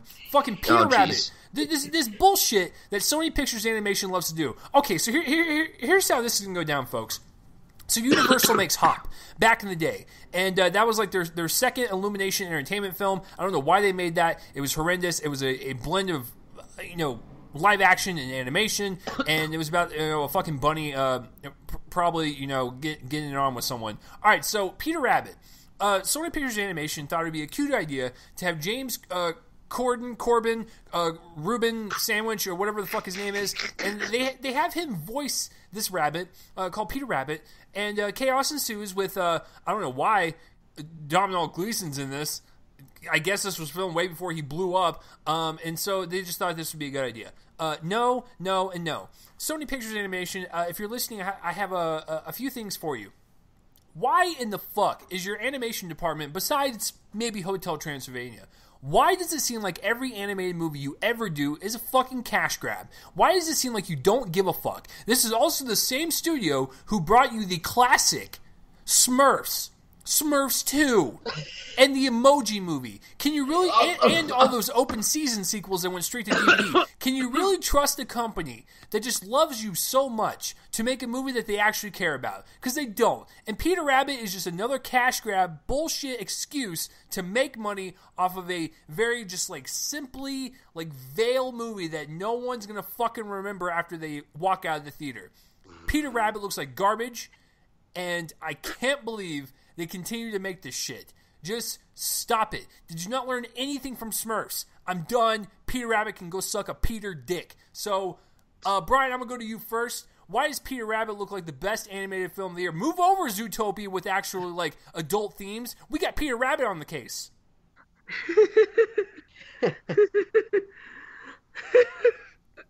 I think we killed Bryan. I think he's dead. Well, he killed me when he said all the other stuff in the Emoji Movie because look, the girlfriend dragged me to that, and I'll say why. She dragged me to it simply because she wanted to see me rant during the movie, and she got that. She only wanted to go see that with me because she wanted to see me rant during it, and I'm like, oh, fine, but you're buying me dinner, and she bought me dinner afterwards. Peter Rabbit. I forgot Peter Rabbit was even the thing. I think I remember watching these cartoons when I was a kid, but I forgot it was even relevant. Is this movie even relevant? Who's even going to go see this? That's the thing. A Peter Rabbit movie, this was made maybe 15 years ago. Sure, I get why. I guess they're making it now because live action CGI. I mean, one of the reasons why I'm dreading this movie, not only because it looks bad, is because of James Corden. Listen, I think the guy is a talented guy. I think he sings good. He's good at acting. I think he's fine with the late night hosting. He's just kind of overrated. The carpool karaoke stuff, it kind of took me out of him because I like him in Begin Again a lot. Begin Again is so great, and I loved him in it, and I even liked him in Into the Woods. I just don't really like him all that much. And seeing Domhnall Gleeson in this is so weird. It's also seeing Neil Patrick Harris in the Smurfs movie is weird. True. That's very true. It's just kind of a weird coincidence because he's going to be in the movie about the creation of Winnie the Pooh, and now he's going to be in the movie of a Peter Rabbit movie. So it's just kind of weird. He's going from Goodbye Christopher Robin, Last Jedi to Peter Rabbit. I mean, it's weird the transition that Domhnall is doing. All the stuff that he's doing, it's weird. He's a very interesting actor, and I'm not looking forward to it at all. And one of the biggest reasons is because it's directed by Will Gluck. Now, hold your horses. He did direct Easy A, which is good. He also directed Friends with Benefits, which I think is fine. But then he made Annie, and I thought Annie was fine. I like Joel, Annie. you're crazy. I am. Joel, At least I know it. All right. No, but Peter Rabbit, just not. No, big pass. Big pass. It's probably going to make a good amount of money at the box office, because kids are going to drag their fucking parents to see it. And look, I work at a movie theater. When kids' movies come out, it's the worst because ushering kid theaters, clean those theaters are the fucking worst. Oh, trust me, I did for 6 years, and I can tell you it's the worst. I'm sure, I know, you probably feel the same way. So, like, when Despicable Me 3, the Emoji Movie came out, and even that Leap movie came out, it was a mess. Always clean those fucking theaters, but hey, it is what it is. I mean, I feel when Star Wars comes out, that's going to be a huge mess. But yeah, those are my thoughts on the Peter Rabbit trailer. Just no, thank you. So Joel, I have a couple things for you. One, after when you watch the trailer to Peter Rabbit, will you finally know about the legend? And two, why was Hop on your top 10 of that year? I did not even bother with Hop. So here's the thing. This movie looks unbelievably awful. Really, really, really, really bad. It looks childish, and it looks like Donald Gleason is wasting his time shrieking at CGI animals for like 30 seconds or however long that was in the trailer. That felt like 2 years. Yeah, it did feel like 2 years. It looks really bad. The animation looks creepy and off-putting. I mean, detailed, quote-unquote, I guess, but really creepy. Sort of an uncanny valley thing going on with the detailed animation of the animals. However, and this is a big however, and I'm about to give some credit to this trailer. Oh my god. By way of another thing. Okay, just stay with me here.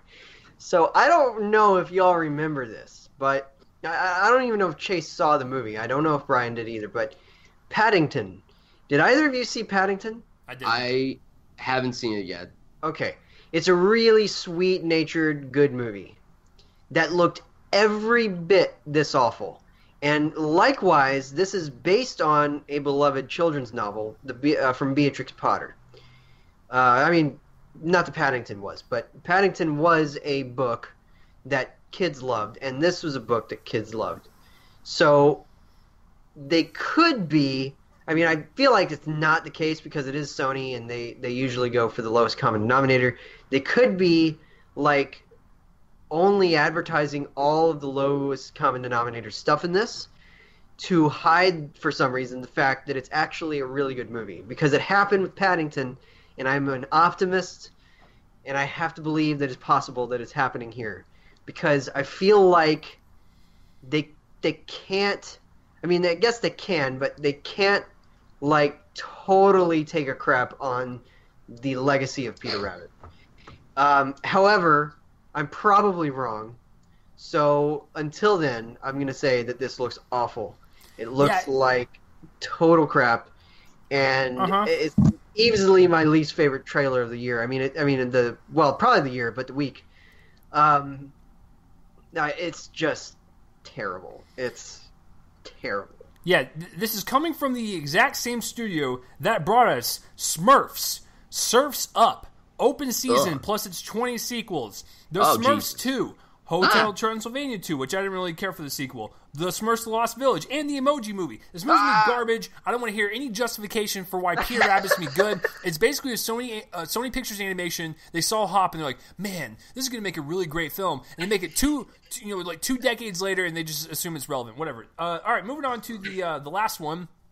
Joel, this was the bigger trailer of the week, and it definitely was a disappointment. Which one was it? Yeah, so okay. Back in 2001, we saw Lara Croft Tomb Raider starring, and this is an interesting connection, okay, Best Supporting Actress winner, Angelina Jolie. She had just won an Oscar 2 years earlier for Girl Interrupted. So now we see Tomb Raider coming back, being rebooted through a movie starring a person who won Best Supporting Actress 2 years ago for The Danish Girl, Alicia Vikander. And, it looks really boring. It just looks like your typical action movie. It's from director Roar Uthaug, who made the movie The Wave last year. I didn't see it, but it was kind of took off. It's on Netflix. I might catch that at some point. It's a big disaster movie. And this is his kind of break into big-budget blockbuster filmmaking with Academy Award-winning actors. But it just looks really dull, and the action beats look like your typical thing. It doesn't look to me like Wakanda really fits this role. You know, far be it for me to comment on any sort of woman actor being cast in a big role like this, but she looks meek, and Lara Croft does not look meek. And I feel like there's a weird, like, maybe put Emma Watson in this role. I guess. I don't know. Anyway, I have to think about an actress that fits this that's not Jennifer Lawrence. And yeah, it just looks really dull to me. It visually looks uninteresting. There's going to be a CGI overload here. The story is that she's trying to find her father, who's like this big dude for whatever, and I don't know. It just kind of looks dull. I really have nothing to talk about with this, even though it's the biggest trailer of the week. There's really nothing to talk about. It just looks like your typical action, you know, video game adaptation that's just probably going to go awry like usual. And maybe not as awry as something like Warcraft, but, you know, something like the Resident Evil sequels or whatever. Yeah, it just really looks bland and kind of non-committal as an action movie, and just, I don't know. It's just whatever. So, Bryan, is it really that whatever? Are you pretty much at the same level of whatever? See, this would be kind of a biased thing because I've actually played the game that this is based on. I played this game when it came out a few years ago.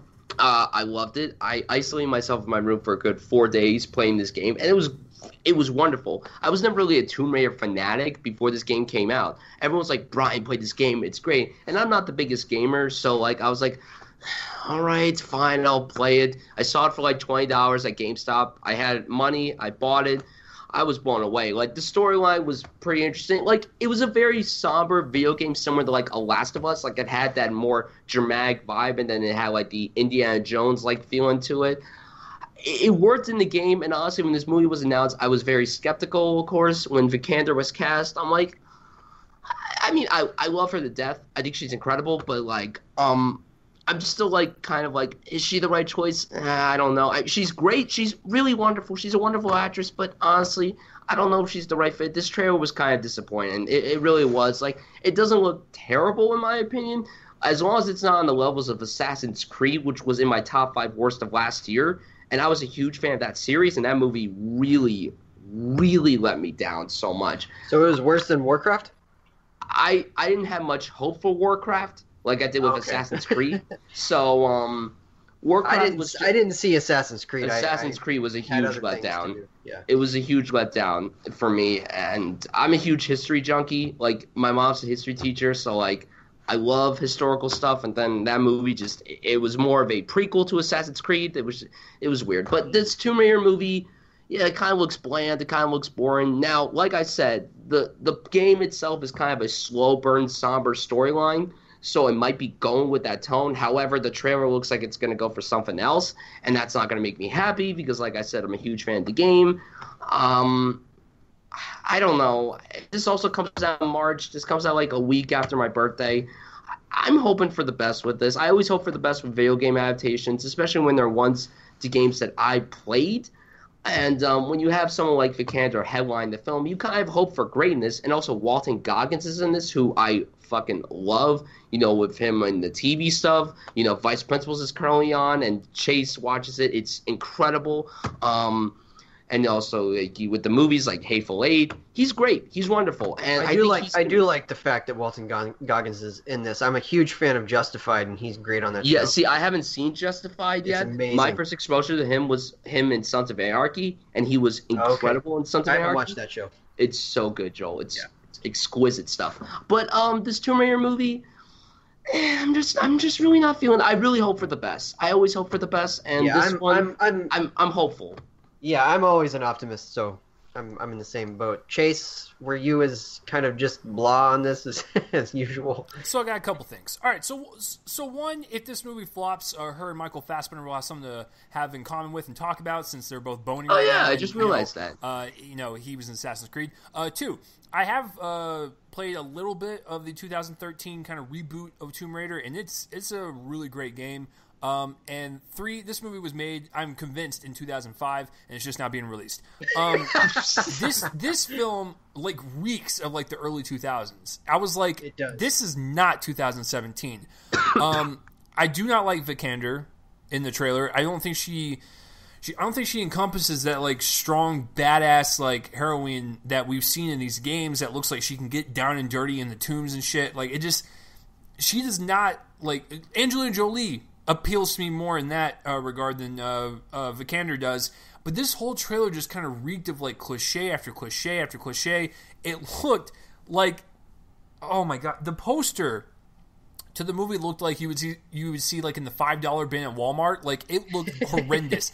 And I'm sorry, but Alicia Vikander is a very pretty woman. Why the fuck are you going to make her neck look like a stegosaurus?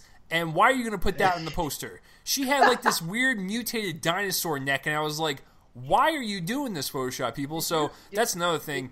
But yeah, the whole movie just reeked of like 2005 shit we've seen before.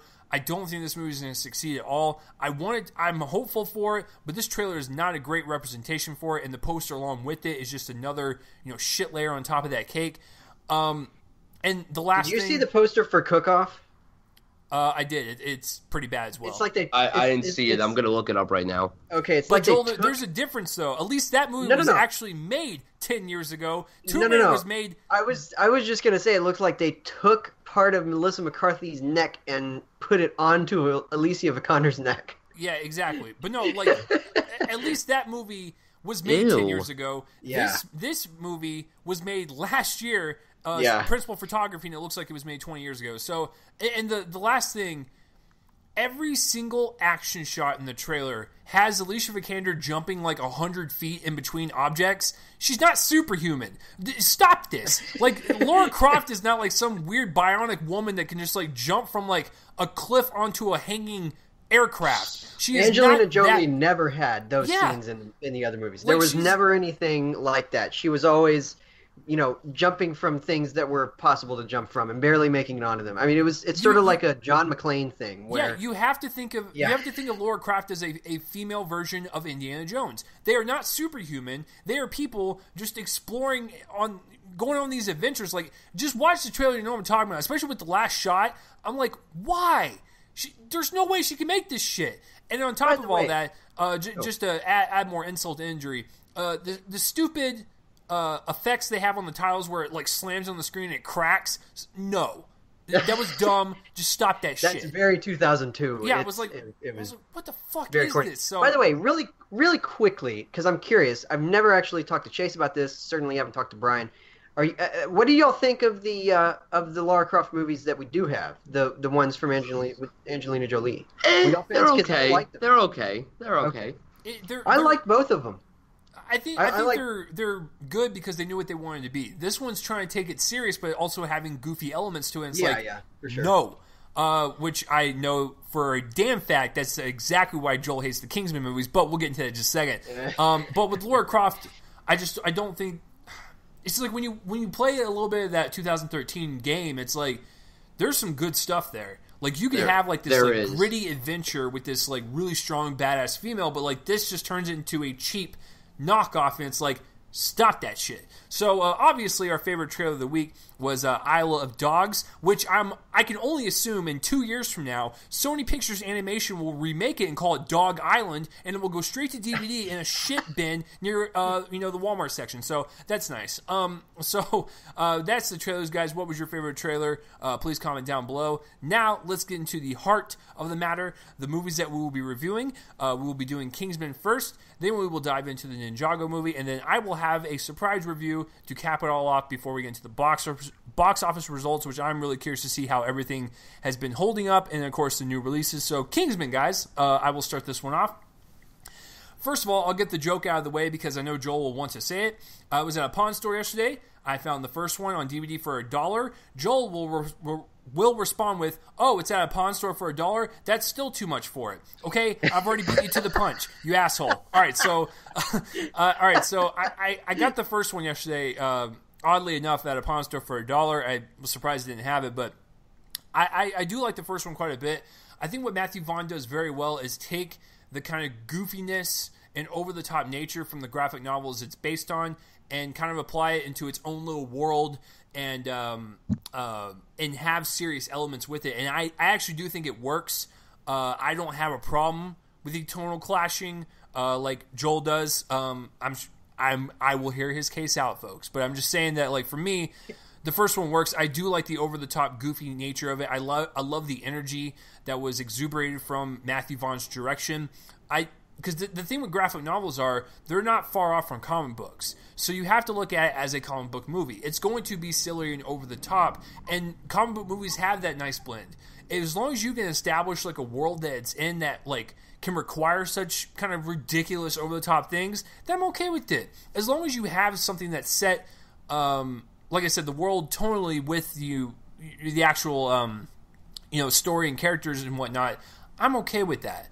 So the first one comes out, which was notorious, by the way, because it came out the same weekend as 50 Shades of Grey. I still remember that head-on battle in 2015, and they actually both did pretty well. Now, 50 Shades of Grey obviously squeaked it out because apparently horny housewives are a thing, and so they went to go support that movie, and then Kingsman was like the opposite, where like that was the guy movie. So the first one I thought was great, so I was looking forward to the sequel.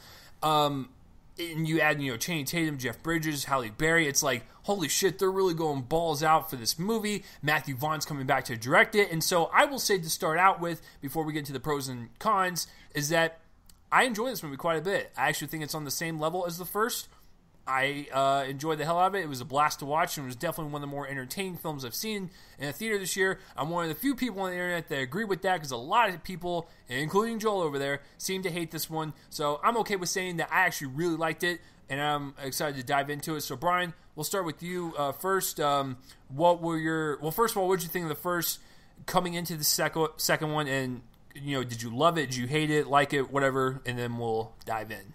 The first one was definitely a huge surprise for me. I thoroughly enjoyed it from start to finish. Like, I thought it was unique in its own way. I was a huge Matthew Vaughn fan at that time because, like, he had Kick-Ass, First Class, Layer Cake, which is criminally underrated, and Stardust, which is also very good. So at that point, I've liked everything he had put his name on. And Kingsman looked very interesting. I always found it weird that Colin Firth was in a movie like this because, he's always in the typical British movies. But hey, I mean, versatile people. So yeah, I really enjoyed it. I thought it was a unique, like, action, like, homage to, like, the classic films while still having shifted tones. Like, I understand people's complaints about the tonal shift.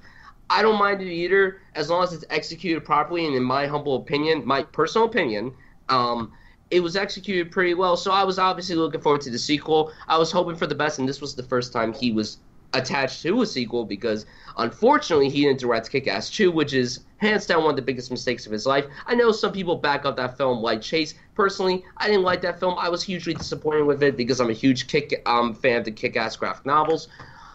And I have to say, with Kingsman: The Golden Circle, while it's not as good as the first, I still had a blast with it. I don't know why. Maybe I'm an idiot or something, but I'm a proud idiot. So I really had a great time with it. Like, it wasn't a great film. I had flaws with it, but I still really was thoroughly entertained, and I kind of wanted to watch it again after I saw it with a bunch of my friends. Friday night, we went to go see it. It was a great time. So yeah, I really, really, really enjoyed this movie. Yeah, and if you thought last week was going to be a clash between Joel and I over Mother, this will probably have it beat. So Joel, can you explain your history with this franchise and why you hate life, why do you hate puppies, and why do you just hate humanity? What's going on over there? Puppies are overrated. I'm just kidding. Wow, you just alienated like at least 10 of our listeners. So what the hell's wrong with you? Puppies are pure happiness. Yes, they are. So, all right. So, I haven't read the comic, which is called The Secret Service, from Mark Miller and Dave Gibbons. The first movie, I'm generally a fan of Matthew Vaughn. I loved Stardust. I really liked Kick-Ass. I liked First Class. I haven't seen Layer Cake. I need to do that. But with Kingsman, here's the thing. I feel like a lot of people saw it as over the top and goofy, and I did not. The problem is kind of captured in microcosm by the church sequence in the movie, which is super popular for some reason. And here's my problem. So to set up the church scene in the first movie, and this is important to go into the second one, trust me.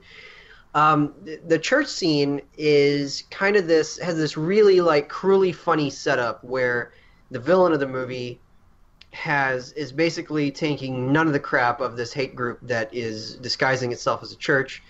It's really a platform for racism and all sorts of other things. And so Colin Firth goes in there to try to stop an attack that is going to be planned out there. And the only good part of the scene is when he tries to get out of the pew, and he uses a line of dialogue that is really funny. It's the best moment in the movie.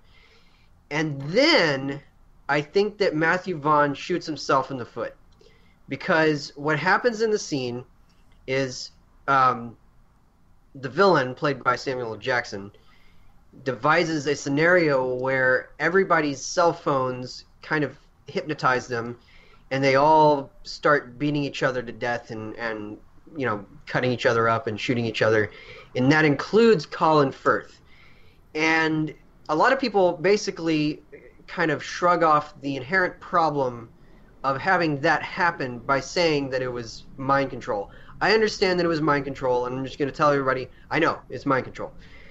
But the thing is that in terms of narrative, and maybe this is a problem with the comic book, but we have a director and a screenwriter here, well, two screenwriters, who could have just skipped that scene and not devised it for the movies, because it's still a problem. Putting that character in that position is amazingly off-putting. It's really mean-spirited, and to score the scene to pop music and to make it this big... it's kind of a terrible-looking scene in terms of cinematography and CGI. CGI was very obvious. Body doubles were very obvious. It just looked bad. But also, the fact that you put the character in that position, score the scene to pop music, make it this really, like, supposedly fun thing is really weird. And then it becomes weirder after the scene's over, and we get this really, like, gravity-filled moment of realization on the Colin Firth character's part that he did this thing, and that the mind control made him want to do the thing. It means that the movie isn't just shutting up and letting the scene do its thing. It's kind of this weird, like, it's this weird way to comment on a scene that it let happen, and basically saying, wow, that was really, like, over the line. I'm sorry I did that. And so it's constantly apologizing for itself as it does this terrible scene of horrible violence that's played to pop music. And I like the Kick-Ass movies, both of them. They do this thing, and it's Mark Miller, and I get that, but it's Mark Miller isn't really an excuse. It's still a scene that has to be parsed and looked at, and to do that, then to comment on it as if it shouldn't have been done, even though it just had fun doing it. Then, spoiler for a 2-year-old movie that everybody who's listening to this review will probably have seen, it kills off the character. And it's just, it basically, in the process, I feel like it summed up the whole movie, where it's this confusion of purpose. It's not a mixture of tone, and I have to contend that it's not a mixture of tone. It's just a confusion of purpose. The movie didn't know whether it wanted to be a spoof of spy movies, whether it wanted to satirize spy movies, whether it wanted to actually be just a spy movie with a slight sense of humor, whether it wanted to be a spy movie that commented on the James Bond thing. It does that in one scene. And it ended by just being a spy movie that had a lot of colorful action in it. And it just didn't really work for me. I get that I'm in the minority on it. I understand that. So leading up to the sequel, of course, I was excited about the new actor additions and whatever. Elton John especially. You didn't mention him. And I'll get to him in my positives, actually. But anyway, so I was not particularly excited. I have to say though, I didn't hate the sequel as I expected to. I think it's basically on the same level as the first one. And of course, that means a different thing for me than it does for Chase. But nevertheless, I think that it has some major problems in terms of that sort of trouble with taking itself seriously where it doesn't need to, and also trying to be funny and not succeeding at it. So those are my initial thoughts. So Chase, why don't you get into your pros first and cons and all that? All right. So to go back on this whole notion that the church scene in the first one, it kind of has like that kind of like bad stench on it, where it's like, it is like a character who is he's embodied in mannerisms and proper like just being a pure gentleman and turning out to be like a sadistic killer. It's like, I look at Mark Millar's work as dark comedies set in like comic book realms. I don't know. I love dark comedies, so maybe that's why I'm sadistic myself. But I always looked at like everything that he does, kind of like black comedies mixed in with whatever they're kind of satirizing while also being their own thing. When you look at Kick-Ass in terms of vigilantism and superhero aspects, and then you look at Kingsman, like James Bond, all that stuff.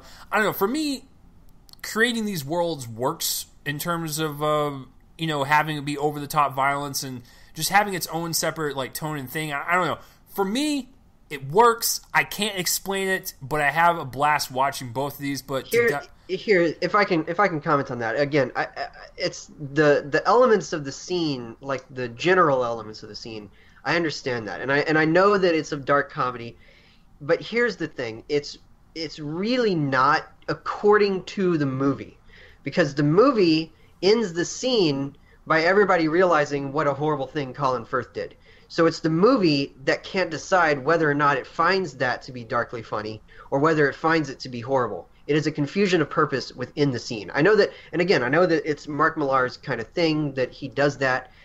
But again, I just have to say, it's Mark Millar isn't an excuse for the movie having a confusion of purpose, of whether it wants to find some sort of horrible thing in that scene of mass slaughter being mass slaughter, and it really is, and whether or not it wants to find the scene itself while it's playing to be darkly funny. And it's the way the scene ends that undermines the comedy for me. So that if they had just played the scene and then gone on with the mission and not had this small moment where everybody realizes how horrible it was, then I think it would have succeeded. But as is, the scene as it plays out is not darkly comic. That's not what it's doing. And so that's my whole thing. I know that Mark Millar's thing is dark comedy, but the scene here that I was talking about, the church scene, is not played as dark comedy. And it isn't. The only reason I took it as like a darkly comedic scene is because these weren't normal churchgoers. They were basically singling out like West Baptist church people. That's such an easy out. For me, it's like it worked for me. It worked for me, and like I was like, that's fine. I just also have a major problem with people saying, well, at least they were basically like Westboro Baptist Church. And, for me that means, and it may be, I'm not saying this about you or about Bryan if he has the same feelings as you about the scene. Oh, no, you can go ahead and say it about me. It's okay. No, because this is actually kind of a terrible thing to assume about somebody, and I'm not assuming it about you or anybody else who likes the scene. But for me, it's like seeing somebody from a Westboro type church be horribly slaughtered. Are you just like selectively pro-death? I don't understand. Is there something better about seeing that?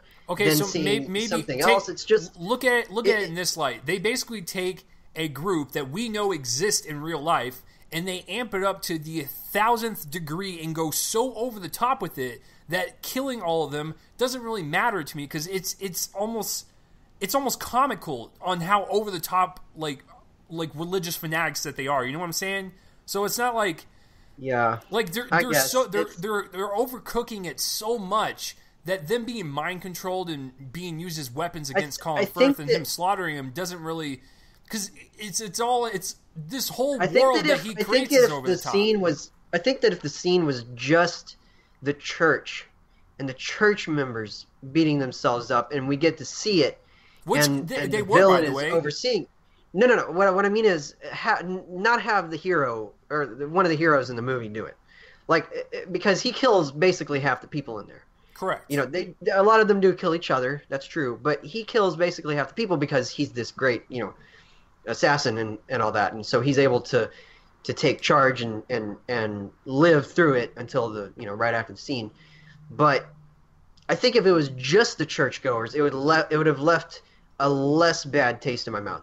Maybe something of one, because again, it's still a mass slaughter no matter who it is, and even if it is an exaggeration of Westboro, because Westboro is not that bad, they aren't to the degree that church in the movie was. But that's what I'm saying. The whole bad. movie, including like Samuel L. Jackson, they are so overcooked. I do like in what Samuel they're- L. Jackson a lot in the first one, by the way. I think that he's a lot of fun. But and they're that's one overcooked, thing though. that They're overcooked and entertaining to a point where, like, we know what we're watching is ridiculous. Like, we're not going to assume that, like, oh, he's mass slaughtering people. Like, oh, that leaves a bad taste. It's like everything set up to that point is, like I said, is so overdone. They know it's overdone. So that, like I said, we'll move on now. Like that just, it doesn't bother me. Apparently, it bothers Joel, and apparently, people like myself that like that church scene, we're just all fucked up people then, because there's a lot of people that like that scene. So on a technical level, it is very well impressive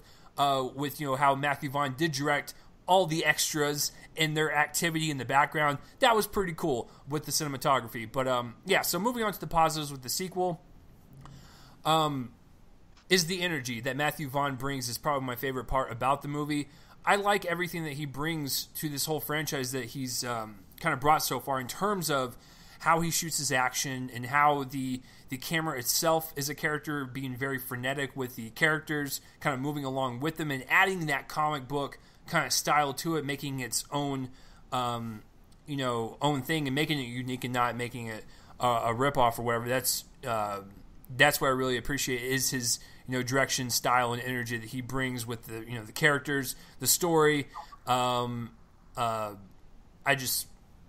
really nothing more to say. Matthew Vaughn gets it. He gets this source material, and he really kind of brings it, to the forefront or whatever. I do appreciate all the extras, the extra cast members. Channing Tatum, I'm not going to reveal his name because his name is super hilarious.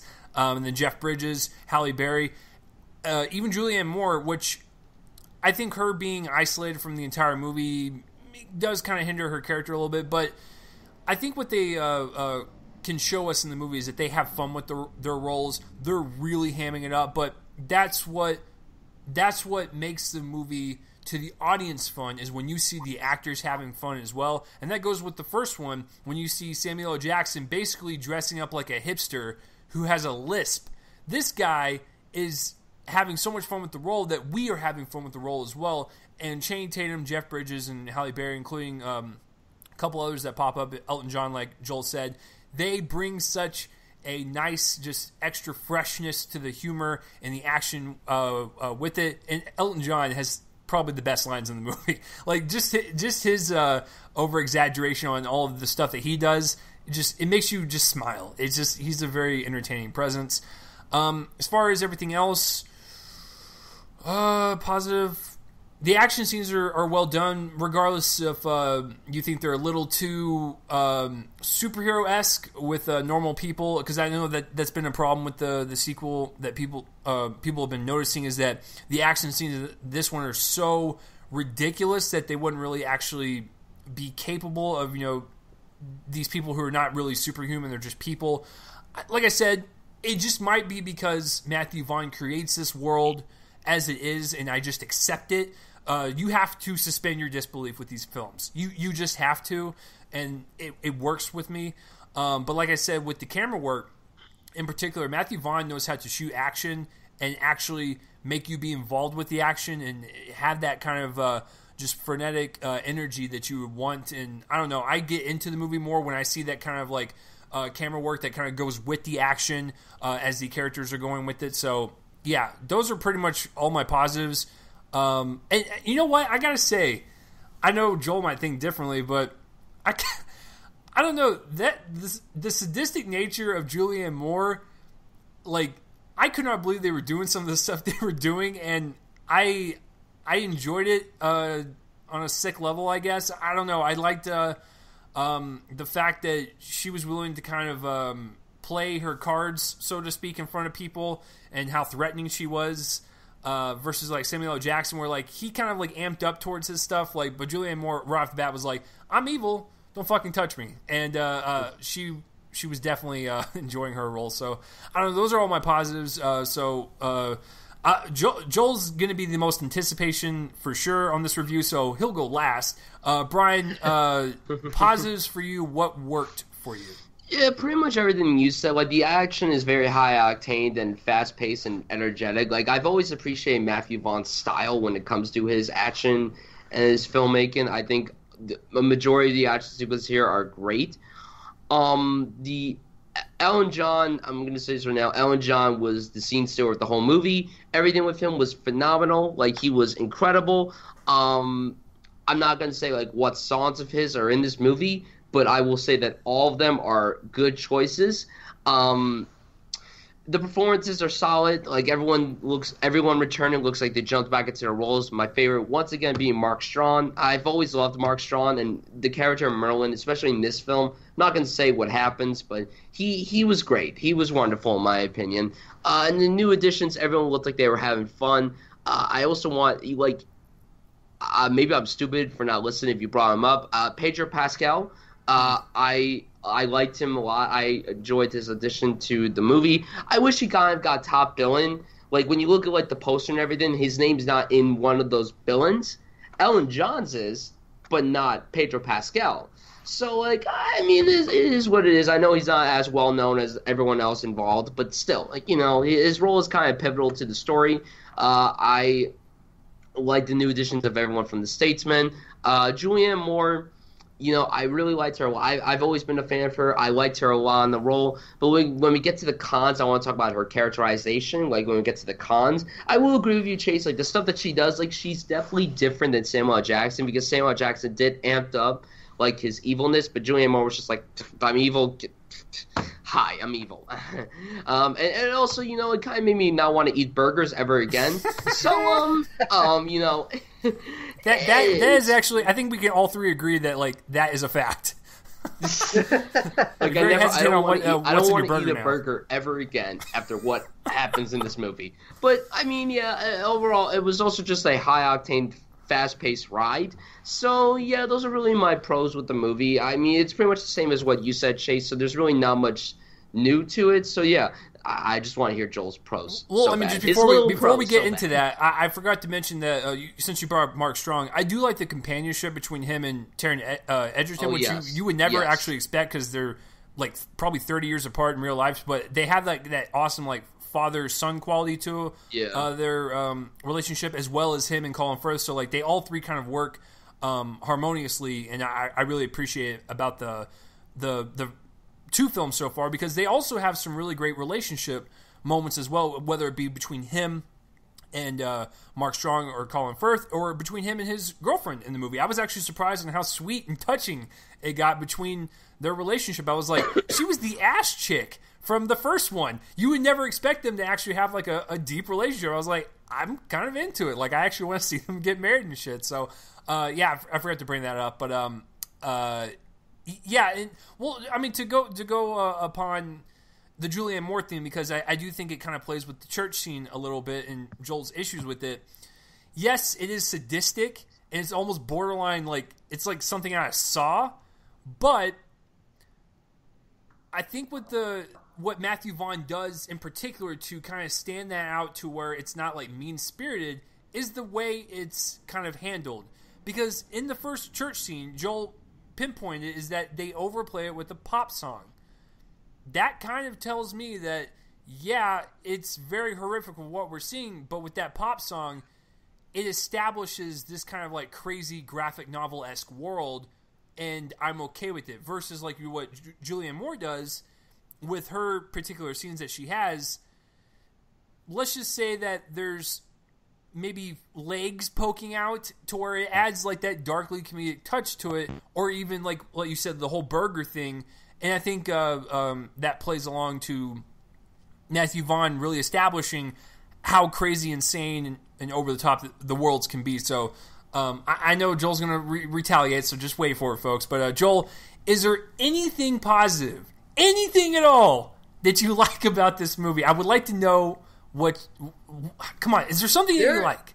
There are things that I liked.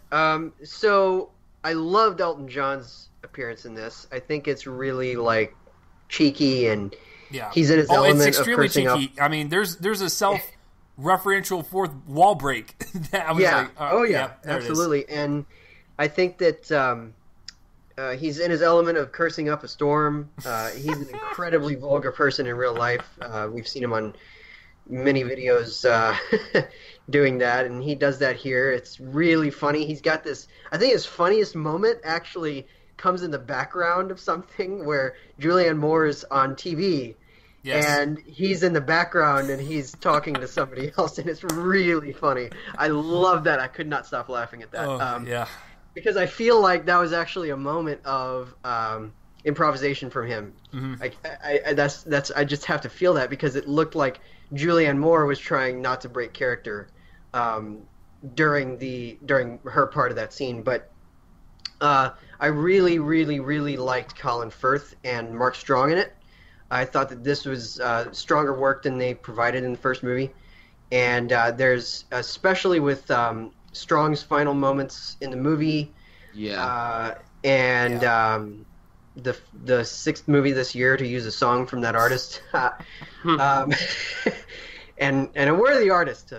Everybody just loves John Denver this year. And then Firth has some moments where, and I'm not going to give it away, I'm just going to give away the simple fact where he begins to suspect someone's a turncoat, and he gets some really solid moments because this storyline has him suffering from amnesia, and he's coming back from that, and so we don't know whether or not he's really like just losing it or whether he's being honest. So it's really, really good turn from him. Trying to think here, because I don't agree about the action scenes, so I'm going to get to those in a minute. I did like the darkly comic elements in this more than the first one, because I think that, except for one really sticking out, a scene that really sticks out, involving the placement of a tracker. That was a bit. I'm not gonna lie. Like, let's get to that in a minute, because I'm gonna have some stuff to say on that. It's this film's church scene. Let's just say, well, maybe not, considering y'all don't like it, but I'm just saying. No, it's this film. It's this film. Last scene in the first one, where it kind of had like that uncomfortable sexual nature to it. The last scene in the first one was a major misstep, and there's a similar thing here. So, trying to think of other positives. I did like Pedro Pascal. I thought that he had fun. The problem, and I'll get into this in my cons, but I felt like the Statesman didn't really add much, to be honest. But he was pretty fun. The score was fun.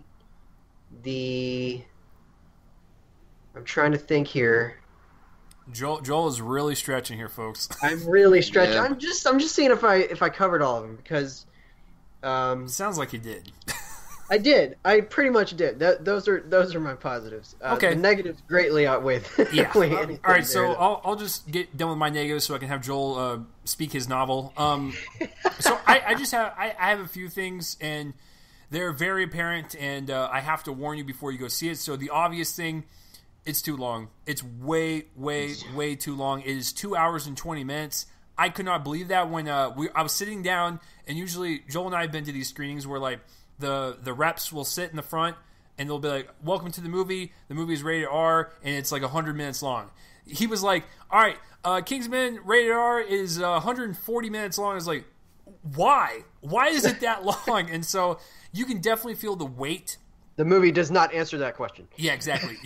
You can feel the weight of the movie, like as the movie keeps progressing and stuff. It is too overstuffed. I mean, I gotta say, as much as I had fun with it, it is too overstuffed with so many things going on, too many side stories, too many villains. Yeah, I said villains because they introduce, let's just say, some White House stuff, and it's like that just feels out of nowhere. It feels like a straight up a political attack, and I don't even like Donald Trump, but you can definitely sense that. But it's way too long. Chop it by 20 minutes and have it at a cool 2 hours, just like the first one.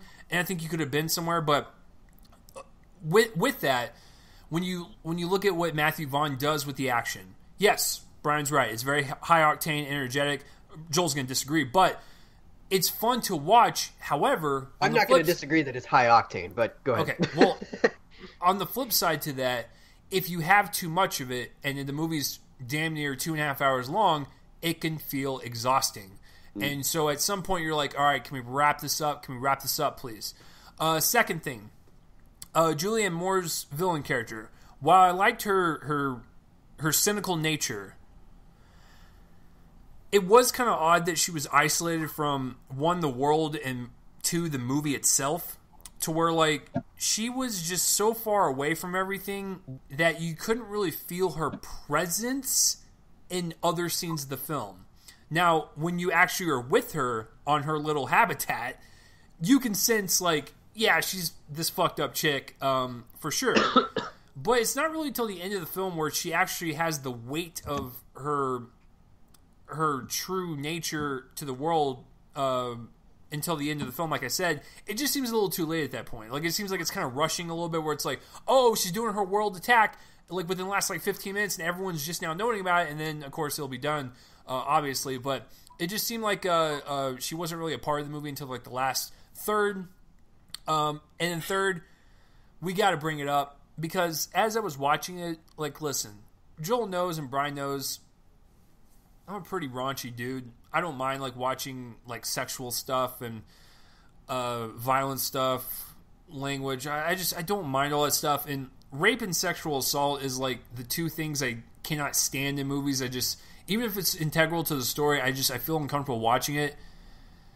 This has a scene where it is uncomfortable, not because of the actual storyline of it, because I get it, they have to do it, it makes sense. It's the way it's shot. And it almost feels like kind of creepy and perverse, and I do not like that long, because Joel knows what I'm talking about, and so does Bryan, that long kind of like camera shot down there, and it's like, dude, it was so up close. It's an extreme close up, and I was like, does it have to be this close? It could literally be a wide shot with like with the camera behind them, and I would still know, like, the impact of what they're doing. They didn't have to be like that close. It was very uncomfortable, very off-putting to watch. But other than that, that's it for my negatives. But I think the length of it is the main hindrance, is because people are excited to see this movie. Just know going in, it is too long for its own good. It needs to be chopped down. You're going to be in that theater for a very long time, so I have to give you a warning straight up. If you're curious about the movie, just know that it's too long. That's the main complaint. But yeah, that one shot with the tracker is just all right. All right, so obviously Joel's going to have a novella about this. So, Bryan, what about you? What are the negatives that just really didn't sit with you? Yeah, honestly, that scene, I didn't really think about it until now. Like, I remember when I saw it 2 nights ago, I was a little cringy towards it, but I wasn't like, it's like the word. It really got on it's starting to get on my nerves now, that scene. I'm like, you really didn't have to do, like, the way they did it, because it is kind of like, it seemed I very. understand very the context of what they had to rapey do in that scene, but they didn't have to, like, show it the way they did. Like, yeah, because it seemed very rapey. It is, and, you know, a lot of people are going to complain about that, and clearly we're not fond of it. Like I said, Julianne Moore, like, I thought she gave a good performance, but the character was very one note, and I didn't enjoy the fact that she was basically isolated the entire time. Like, I liked her performance. Like, she did a good job. She clearly looked like she had a blast working on this film. It was also kind of cool seeing her and Colin Firth working together again, because they did A Single Man together. But still, like, I just thought, like, Samuel L. Jackson had more layers to him than Julianne Moore, in my opinion, and because he was all over the place, you know. She was only in one location the entire movie, so, like, it just didn't work. I thought some of the CGI was noticeable. Like, some of the CGI really didn't work for me. All. No, Joel. The correct word was some. No. I will agree. Like, some of the green screen work was especially the snowy mountain scene. I was like, whoa, that was a little. Yeah, see, like some of it was very like noticeable, and other times it was, I guess, hidden. I'm saying guess because I'll make Joel happy if I say guess. A little bit happy. I'm just kidding. I understand why this character wasn't in the movie enough. I wish we got just a little more Channing Tatum in the movie because, he was promoted kind of a lot in the marketing and he was barely in the movie. Now, some people said that the reason why he wasn't in it much was because of his scheduling. He made Logan Lucky at the same time as this. Which I guess I can understand, but still, when you heavily market someone that's in the movie for a little time, that's on you. Like, Fox, come on, that's just not right. And the last thing, and the biggest con, I will agree with Chase, is the running time. Like I said, even though I really enjoyed the flow of the movie, like I was like, oh, it's like so energetic and everything, I did feel the pace. I did feel it was 2.5 hours long, and it didn't have to be that way. It could have been cut down a good 20 minutes, and it could have ran at exactly 2 hours, no more than 2 hours and 10 minutes. Because I think the first one was like 2 hours and 10 minutes. It did feel overstuffed. There was a lot of villains in it, a lot of stuff going on. And even though there might have been a lot of stuff going on in the first, there was less going on in that than there was in this one. So, in all honesty, the running time is the biggest flaw with this movie for sure. Like, if you go into this movie thinking, oh, it's like the fast-paced movie ever, oh, the running time's not a big deal, you're out of your mind. Everyone's complaining about the running time, even the people that like the movie, but the running time is absolutely insane. And it didn't have to be this long. I don't even think Matthew Vaughn has even made a movie that's, like, that long, because most of his movies are, like, 2 hours or less. So, like, it was just kind of weird. So, yeah, those are even my flaws. Let's go, Joel. Come on, Joel. We're not going to age any quicker, so let's go. Yeah, no. Okay, so certainly the runtime is not justified at all. My negatives are many. The major negative is the scene involving the tracker because it actually I kind of understand at least up until a certain point in the plot why they had to do that. But the thing is that they discard of that character a few minutes later and make the whole thing pointless. And they also make it doubly pointless by constantly apologizing for it while it's happening, calling into question why it's happening. Why do they have to have this scene in here? And why do they have to play it this way with that long tracking shot downward? They could have just showed him with the device on his finger and then showed them kissing, and then they close in on the kissing. They didn't have to pan downward, or whatever, track downward, and it was just really, really. It was like Chase said, it was very rapey, and it was very obnoxious. The action scenes don't really work for me. They aren't exciting because there's a lot of heavy, obvious CGI. There's a lot of twirling camera movements that kind of do away with geography and in the scene and in any sense of cohesion or coherency in the scene. I could not tell you what happens in any of these action scenes because he is just going all over the place throughout them. It doesn't look good. Like, the cinematography is fine outside of the action scenes. There's a lot of brightness and I like that, but in the action scenes, the editing, cinematography, the choreography of doubles, it's just annoying to me. It didn't work. The Julianne Moore character is completely useless without her robotic dogs and the guy who has a metal arm with a length of chain in it.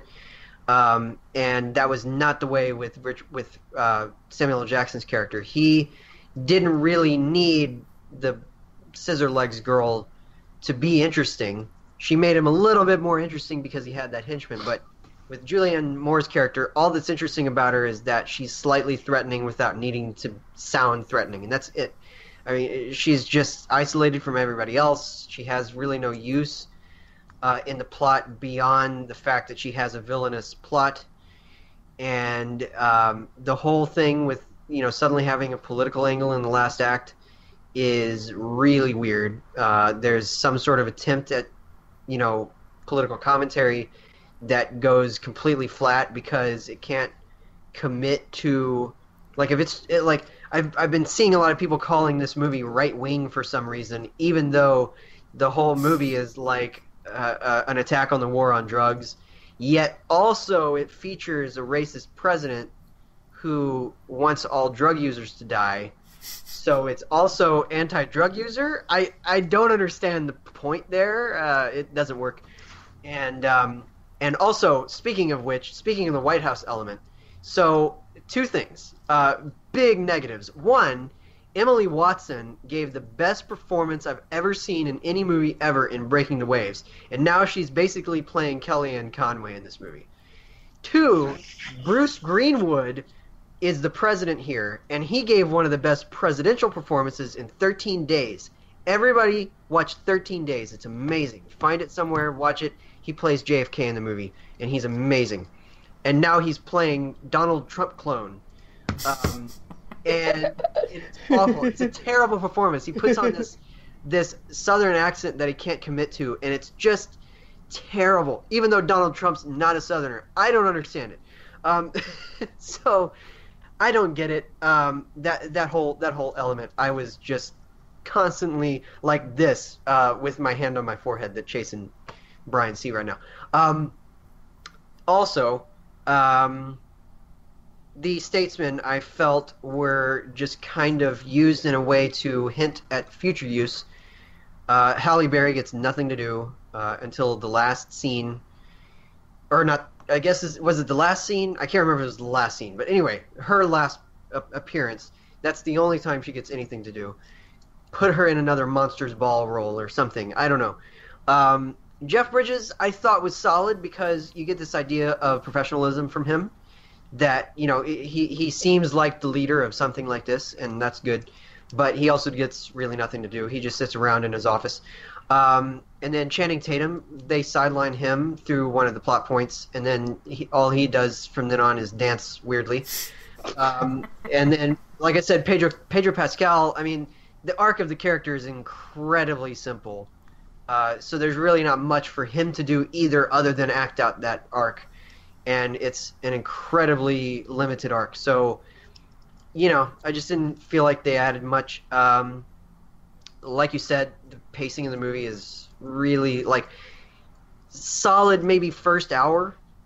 When they're trying to get things moving to get the plot moving at the beginning is neat. I forgot to mention one positive.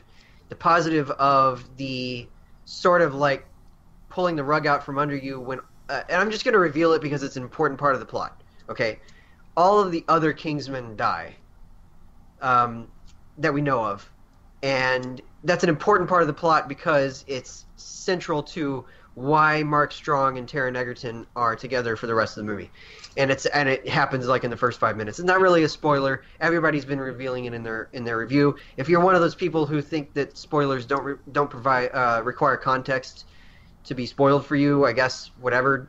Sorry about that. It's not really a spoiler, though. And so I thought that was neat, but beyond that point, it was just your typical spy movie. And, I've had more fun with stuff like, I thought that Kick-Ass 2 was a better sequel example than this when it comes to Mark Millar kind of ultra-violent comic book adaptations. And actually, I liked Kick-Ass 2 a hair more than the first Kick-Ass, and I like both. So that tells you, I think that they could have gone that route, but they just didn't for me on this one. So, Chase, I guess I'll hand it over to you for your final thoughts and grade. Yeah, no, I this is very odd for me to say, but I actually understand all your points. I get it. Like like none of those were like I thought you were gonna go into like some weird territory. I'm like, I don't really agree with that, but no, like novella, it will be published next year. Exactly. No, like everything you said, I totally agree with, and I understand your viewpoint, and I will agree with you that Kick-Ass 2 I actually like better than the first one. I like it. It's Bryan does not. It's a good one. But anyways, to just keep it short and simple. Unlike the movie, it was a blast to watch. and I really enjoyed myself. Despite all its, like, really apparent flaws, I still had a fucking awesome time in the theater, especially, like, you know, with all the shit going on in the world nowadays, like, just watching something as goofy as this, I like it, man, and I'm going to be the controversial one. I'm going to give it a B+. I like it. Fucking sue me. All right, Brian, wrap it up with your grade, because apparently Joel's going to give it a straight old fat F or something. No. Yeah, it was definitely a blast to watch, even though it was incredibly long and very apparent. I thoroughly enjoyed it from start to finish. I was still having a blast watching it. It's like you said, it's nice to go to the theater and watch a movie like this, especially with all the fucked up stuff going on in the world today. That's simply why it's good to go to movies like Kingsman, both Kingsman movies. Yeah, the performances were good. Some of the action was enjoyable. It was nice to see some goofy stuff going on screen. The villain may be one note. Some of the CGI may be apparent, and the running time is too much. But I still had a ton of fun with it, and I'm going to go B+ as well. Oh, what's up, Joel? What's up? You sack of crap. I told you we were going to bring Bryan on, and we're going to go against you. It's going to happen. No, I'm just kidding. All right, Joel. Joel, I respect your opinion. So, I'm actually really curious to see what your grade is. Yeah, I mean, this is not quite a Fate of the Furious disagreement. You know, Jesus. Probably nothing this year will be that. But that was probably our biggest argument, by the way, folks. Probably so. But luckily, I was right in that one. Absolutely not. So this one, you know, it has an okay start. It just kind of becomes bland and occasionally obnoxious, sometimes creepy, always really kind of boring to me, ultimately kind of baffling. And I'm gonna be giving this one a C-, which is the same grade that I gave Transformers The Last Night. Oh, Jesus Christ. Listen, as long as the movies I love dear into my heart, and the fact that I'm always right, as long as Joel doesn't dip down to the D's, we're good, fam. We good. Like, he barely got there. Like, which is why he didn't talk to me for 6 months after the Fate of the Furious, and it's true. I still don't talk to him to this day. I still think Fast and Furious is a fantastic franchise. Anyways, what about you guys? Comment down below and why Joel is a sack of dump. I'm just kidding. We love you, Jolie. No, so let us know what you thought of Kingsman: The Golden Circle. Now, I'm going to hand it over to these two gentlemen. I didn't see a Lego Ninjago movie, but what I can tell you is this. Am I correct in saying it's a disappointment from the Lego movie and the Batman Lego movie? It once again features a relationship between a father and son. It's fun to watch. It's got some great animation for the kids and great adult great adult humor. Did I fucking nail it? And I didn't even watch it. Okay, so I guess I'll start this out. The Lego Ninjago movie is, of course, the latest kind of in the franchise, although it seems to be slightly separate from the other two. It doesn't seem to really take place in the same universe. There's already a TV series called Lego Ninjago, so I think that this might be, and it has the same villain in the series, so I feel like it might be an adaptation of the series rather than just like the others, you know, we're just kind of taking their cue from the Lego brand.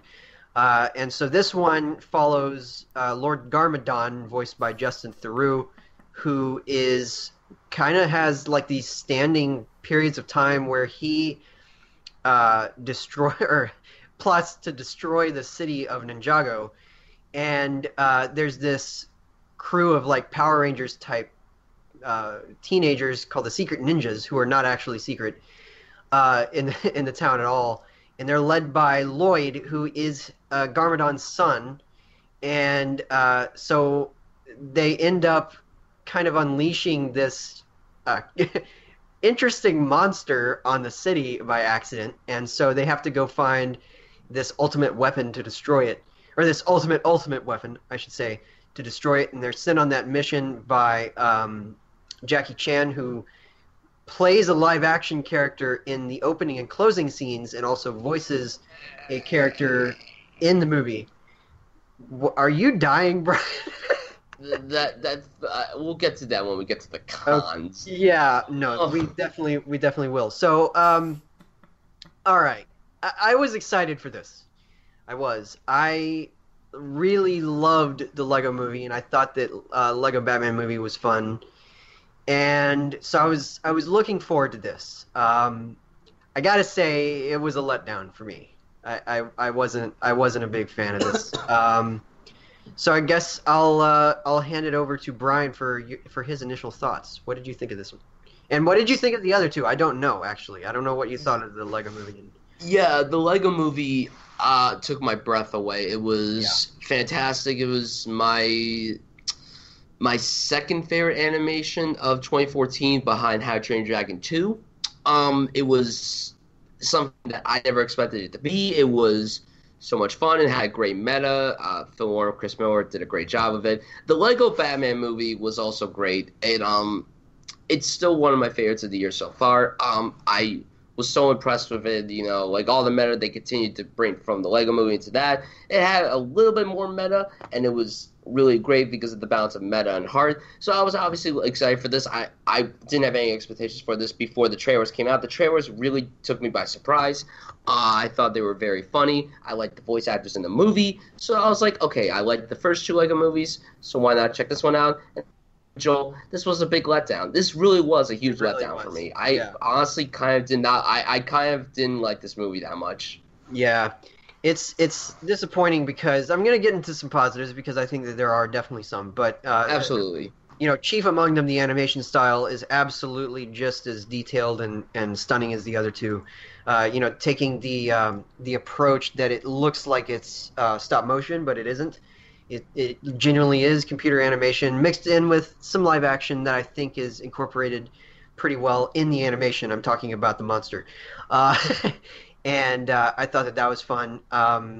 But yeah, I mean, the voice work from Justin Theroux was really fun, I thought. I thought that he had a good time kind of finding the personality quirks in the villain. I mean, it doesn't top his performance in The Girl on the Train, so it's... Oh boy. Chase just loves the fact that you brought that up. Yeah, I mean, I thought that he was fun, although honestly, like, his voice inflection was a little too close to... I feel like he was trying to sound like Will Arnett as Batman, which I thought was odd. Yeah. I mean, he has that deep gravelly thing, but I thought that he was fun. He had a lot of fun little one-liners, and that's basically the character. Is he's not really threatening, and neither was President Business, and neither was the Joker and Batman. It's basically the villains are just have quirky personalities that tend towards psychopath, but nevertheless, I thought he was fun. He was my favorite part of the movie. And I thought that Dave Franco had the nice kind of everyman quality. I thought that it had a fun opening in terms of setting up the characters, the supporting characters in the Secret Ninjas group. Even though they kind of all became interchangeable after a while, you got to hear Kumail Nanjiani, Zach Woods as this robot who is in denial of the fact that he's a robot, constantly trying to tell people that he's a normal teenager, was really funny. Abby Jacobson as the lone girl of the group, who's kind of this loner, and I thought that she was fun. I thought that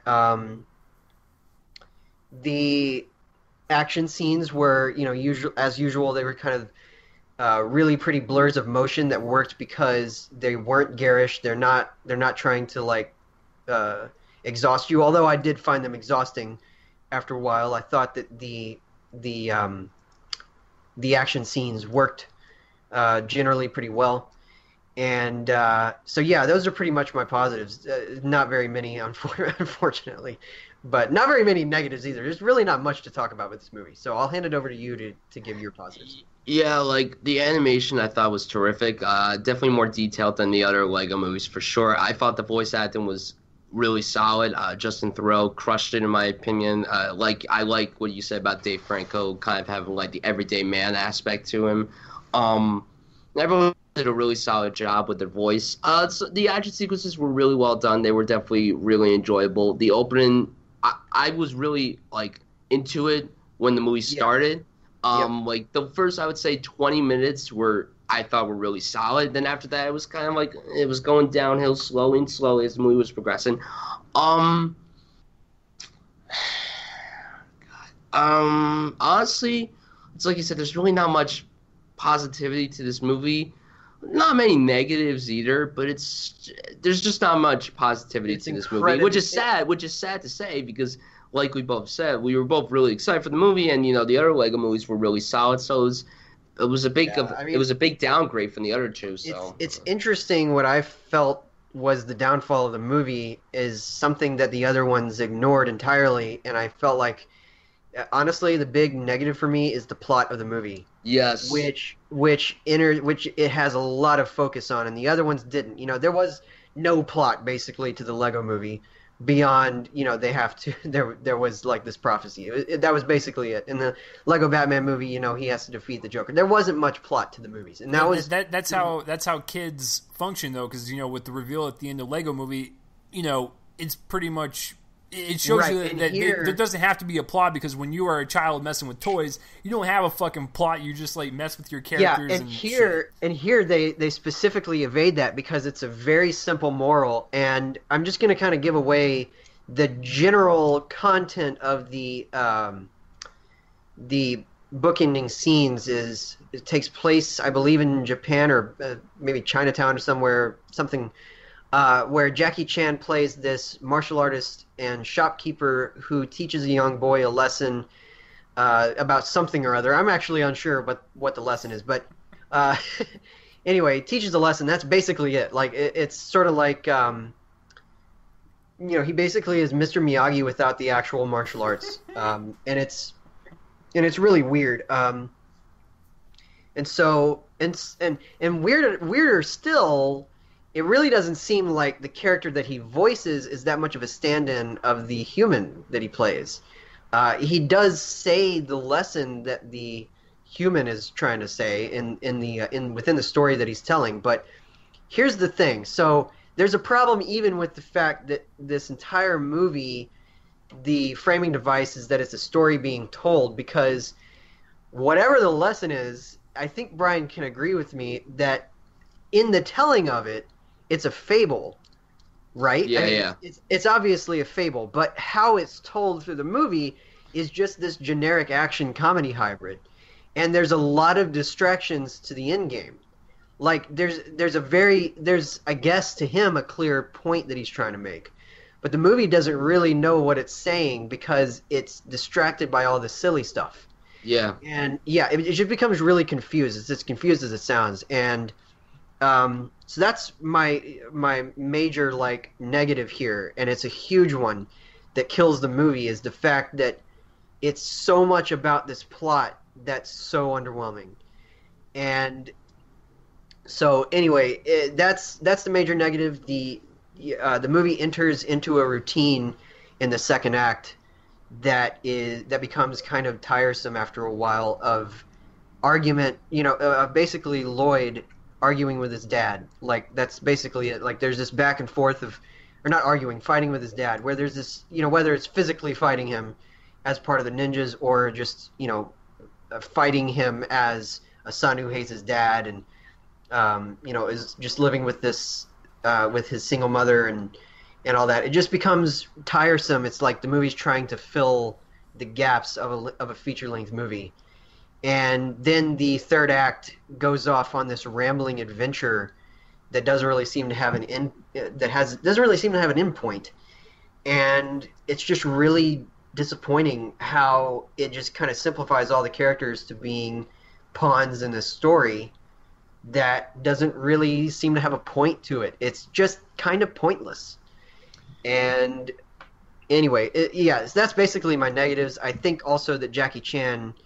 This is not his finest hour. He's really bad in the bookending scenes. He doesn't look like he wants to be there, and he just kind of seems like he's making puns half-heartedly in the animation. I mean, that's all it is, really. And so he was probably the most disappointing thing. The fact that he was kind of the draw for this movie. the ads, kind of celebrated the fact that he was in this movie. Yeah. And he just kind of seems to be half in it and half his mind on something else, and it's very disappointing. So I will hand it over to you, even though I guess I kind of went first, but I'll hand it over to you to give your final grade. Yeah, so and your negatives too. Well, I pretty much agree with all your negatives. The whole Jackie Chan thing, it really threw me off, especially when the movie began. I just really didn't like it. It's weird because it's weird when now he's doing all these anime movies. Like he just did the Nut Job 2. Yeah. And he did pretty much the same thing he did here. Like he was like, oh, he was in it. It was like a big thing hyping around it. Then all of a sudden it was just very wasteful. It just didn't work at all. The plot in this movie, in my opinion, was really mediocre. It was so boring to the point where I started checking my watch. I started getting really, really bored because with the other two Lego movies, I was engaged from beginning to end. This one, I just wasn't. And it felt weird because it was kind of a bold move on their part to add a plot, but the plot just didn't work at all. And that's a sad part because, there's 3 directors to this and 6 screenwriters. So, that's the other issue. Yeah, Chase is not on his head, so it's like The Mummy all over again. 6 screenwriters. It was very by committee. I mean, it was so very by committee. It was like it was maybe, I have this theory that has been formulating over the weekend that perhaps at some point part of this screenplay was to be for maybe an hour-long special for the TV show on TV. And we would have been more interested in the fact that there was this father-son dynamic. And then, they add all these elements and make it 101 minutes. And it's just whatever. It just feels very anonymous. It does. And very bland in comparison to these other two really clever, creative, odes to creativity that were the other Lego movies. And also the thing is, this movie really wasn't that funny. There were a few moments where I chuckled, maybe one where I could fault, but other than that, I didn't really laugh at all during the movie. And they were all basically Justin Theroux's doing. Yeah, exactly. It was just him. The funniest thing, yeah. It was just him the entire time. Yeah. And in all honesty, the plot was the biggest problem. The whole plot just kind of meanders everything with this movie, and it pisses me off so much because I really was looking forward to this. And I understand why critics are divisive on Kingsman. I was kind of like, oh, why are critics divisive on this one? And now I clearly understand why. But honestly, they're not really divisive. More of them are leaning to the negative side than the positive side because this has a 40% on Rotten Tomatoes. It's not really doing very well when it comes to the critics. And honestly, when I saw this yesterday morning, I expected there to be a lot more people in the theater. There was only 4 other people in the movie theater. I really don't think a lot of people care about the Lego Ninjago movie at this point. But yeah, in all honesty, it was a huge disappointment. It's one of the most disappointing films I've seen this year, and it makes me sad. For sure. This was one of my more anticipated this month, and it's a big letdown. And I honestly, not to give anything away, but audiences clearly feel the same way. So we'll get to that at the end of the show. But I'm going to go ahead and sum up and just say basically I've said everything pretty much. I'm giving this a C. It's very middle of the road. There's a few amusing parts, but it's a meandering it's kind of a mess. And that's my final grade is a C. Yeah, I'm going to go C as well because I'm in the middle of the road as well with this one. I mean, it's not the worst thing I've ever seen. It's far from the best thing I've ever seen, but it was a huge letdown, and it's sad because, like I said, and like you said, the other 2 Lego movies were very clever. This one was just so bland and mediocre that it just doesn't really fit with these Lego movies. So hopefully wherever the next Lego movie they are doing, I think it's going to be the sequel to the Lego movie. Hopefully that's good. I have faith. Hopefully so. I feel like we've convinced Chase to go out and see it now. I mean, it certainly feels like it, right, Chase? I'm guessing that's the case. Gentlemen, this was not the worst film of the weekend. It just wasn't. It sounds like it was the middle of the road, type of film that you would expect. But what really disappoints me in the way you guys were talking about it, it's it almost seems like there was passion put into the Lego movie and the Lego Batman movie, but not this one. And that's kind of disappointing because the passion and creativity of a childhood imagination is what is so charming about the first two, mixed in with those adult jokes. This just seems like a run-of-the-mill animation movie, and that makes me super sad. But that is not the worst thing that came out this weekend. You guys are probably wondering, well, what the hell what snaked its way in there? Well, I will tell you. So it was Wednesday night, and of course, I like hurting myself, so I went ahead and signed up for the screening of Friend Request. Friend Request. That is a movie that exists. So it's not Unfriended. It's not the sequel to Unfriended. It's a completely different thing that was released in Germany last year, and now it finally has an American release. This is your surprise review. Friend Request. Surprise. Surprise. First of all, I have a problem with it calling itself a movie, because it is not one. This is almost like if I entered in my 5-day horror film races that I did in school and cranked out this crap. It is like a low-budget student film. I'm gonna go ahead and just spoil everything for you because who the fuck cares about this movie? All right, so when you watch the trailer, right, and you're thinking to yourself, okay, it's gonna be this creepy girl. She becomes friends with people at her college, and then she starts harassing them and whatever because she's fucking psycho or whatever. No, that's not it. That's not even the plot.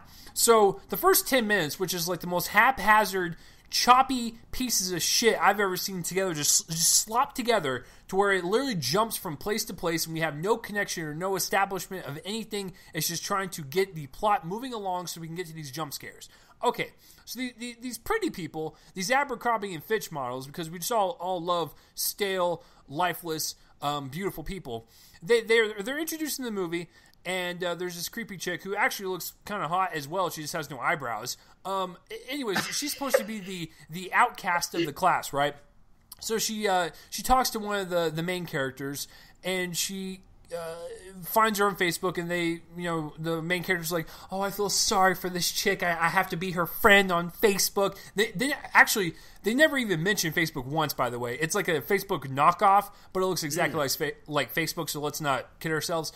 Anyways, so the main character or whatever, she allows the friend request to happen, and this weird goth chick is just like stalking her, sending her messages just like, I want to touch you, like I want to sniff your hair and shit, and it's like, okay, we get it. You're like that very like basic psychopath that people like to write about, and you make everyone just look crazy. All right, so the main character's like, I don't like you stalking me, so I'm gonna have to just unfriend you, and so she does that, and this goth chick she gets so angry. She approaches her at lunch, and she's like, well, why aren't you messaging back? And she's like, well, you're kind of creepy. So I'm actually on the side of the main character, because she was creepy. She's very evasive, right? And so this goth chick goes and kills herself by hanging herself in some random warehouse and burns herself, right? It's pretty graphic. So, next day in class, the teacher's like, well, that one goth chick that sat in the back that no one talked to, she's dead. And so the main character's like, oh, man, that's terrible. So she gets with her friends and whatnot, and they all start talking like, man, that kind of blows, right? Well, she was kind of weird, but whatever. So her Facebook page is still active, this goth chick, right? And so there's a bunch of like weird, disturbing videos of like, people like committing terrible acts and whatnot. You're like, oh, wow, that's kind of creepy, I guess. And so the whole entire movie is just a bunch of jump scare sequences of all of her friends biting the dust from some chick who is like killing them through the internet. You're probably wondering, oh, that's it, right? No, this goth chick is a fucking witch.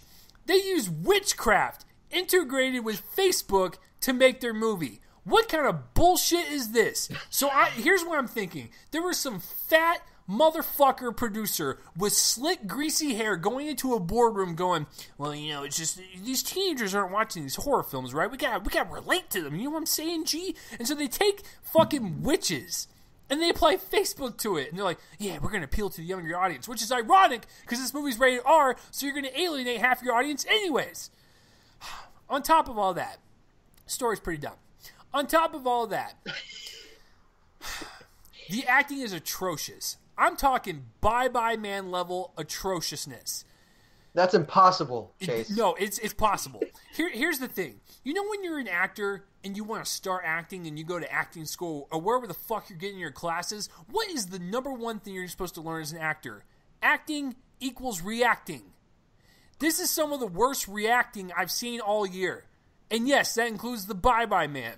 Every time when someone dies in this film, or someone reveals something, or someone like notices something, their reactions are so piss poor, I could not believe what I was watching, and this actually got a wide release. And we'll get into the wide release in just a second. So the acting is atrocious. The jump scares are cheap. Some of the cinematography is effective, and I was actually kind of surprised, because the way this witch kills them is through hallucinations, and she makes them kill themselves. That is kind of cool. But it's surrounded by a shit movie. So it's just a bad movie overall. This was the work of a studio getting too cocky, because the studio that, or the distributor that released this, right, is Entertainment Studio Motion Picture, which is the most generic sounding name I've ever heard of in my life, and they are doing some weird tax evasion. Who the fuck names their company that? That's like calling your insurance company Insurance. Okay, so... They also did 47 Meters Down. That's where I was about to go to. So 47 Meters Down, I actually kind of liked it for what it was. It was a moderate success. They got too cocky, so they're like, okay, let's distribute this that was distributed last year overseas, and let's see how audiences react to it. I can't wait to get to the numbers with Joel, because I want to know how much it made. It is a garbage movie. It doesn't reach the Bye Bye Man level quite, because despite its terrible story structure and just overall plot, acting, everything about it, some of the cinematography and jump scares actually were effective. I'll give it that credit. And the other thing, one of the chicks that's in the group, and this is a very minor thing, by the way, one of the chicks in the group, they're supposed to be playing college people, right? The blonde chick looks like she's damn near 30. She looks like my age. And I'm like, why are you parading around in college? Quit partying. Go take care of your kid. Or whatever the hell you're doing, because you're old as fuck. You're not a college kid. So stop hiring these like old ass actors to play college kids. Makes no sense. I'm giving Friend Request a straight up suck my big fat D. So that's it. There's your surprise review of Friend Request that no one should be able to see. And speaking of Friend Request, because I'm just so goddamn curious about it, let's get into the box office results for the weekend to cap off this awesome 200th episode. Now, Joel is doing the numbers this week, so I get to guess. Bryan, buddy. Yeah, I'm gonna give y'all reminders. So we had actually kind of 6 major releases. Some of them limited, of course, and we can always, at least eliminate one of these because there's only 5 in the top 5, and we can eliminate some of these because they're smaller. But I'm gonna just give you them anyway. So we had Kingsman, Ninjago, Friend Request, Stronger, Battle of the Sexes, and Victoria and Abdul. So those are the 6 that kind of opened. Stronger, Battle of the Sexes, and Victoria and Abdul are expanding next week. So I'm just going to tell y'all what those where those opened, so that y'all know that they're not even in the top 5, because those were never going to be. So Stronger opened at number 9 with 1.7 million. Battle of the Sexes opened at number 16 with 525,000. And then Victoria and Abdul opened at number 25 with 152,000, which is actually pretty good. It opened in 4 theaters, so 38,000 a theater. That's pretty impressive. And I'm seeing that one in a couple weeks. So I'm gonna have Bryan guess first. What do you think the top 5 were? Ooh. Okay.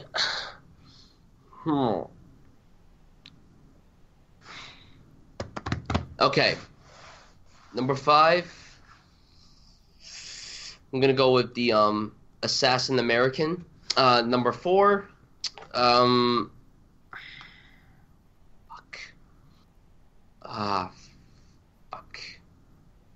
Friend Request. 3. I'm gonna go Ninjago. 2. It. And 1 Kingsman. I haven't guessed box office results in like a year. I think I got this nailed down. I actually think this might be the 1 week where I've got it. 1 is Kingsman, 2 is It, 3 is Ninjago, 4 is American Assassin, and the 5th one. Now hear me out. I want to put Friend Request because it's a dopey ass stupid ass horror flick that dumbass teenagers are going to go to and make out with their fucking partners or whatever.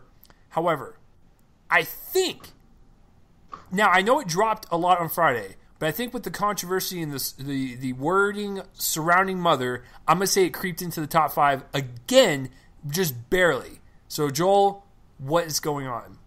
Y'all were both pretty close. But not right. Actually, both of y'all got the top 3 correct.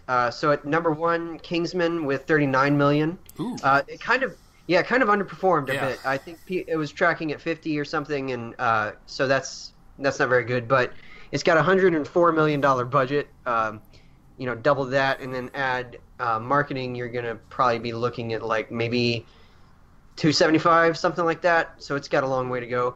Worldwide, though, it's at 100, so it's getting there because it made 61 in foreign markets. And then, let's see, number 2 was It with another 30 million. Yeah, so it has a $35 million budget, which means that it would have needed to make about $150 million. It's at 266.3, and worldwide is at 478, so it's doing just mildly well. Number 3 is the Lego Ninjago movie with 21.2 million. That's terrible. So That's not very good, especially considering it opened in the most theaters of the top 5, 4,047. Wow. Like, just to put that in perspective, the Lego movie opened up to about 69. Batman Lego was like, what was it, like 50 something? Like, this is terrible. Yeah, it's really bad. This is bad. Yeah, this is bad for Warner Brothers. So that's what that one is. The budget's not listed. It's probably the same as the others, and I don't know what those were, but like 60, 70 million-ish. Yeah, probably something like that. It doesn't take a lot to make these movies, I know.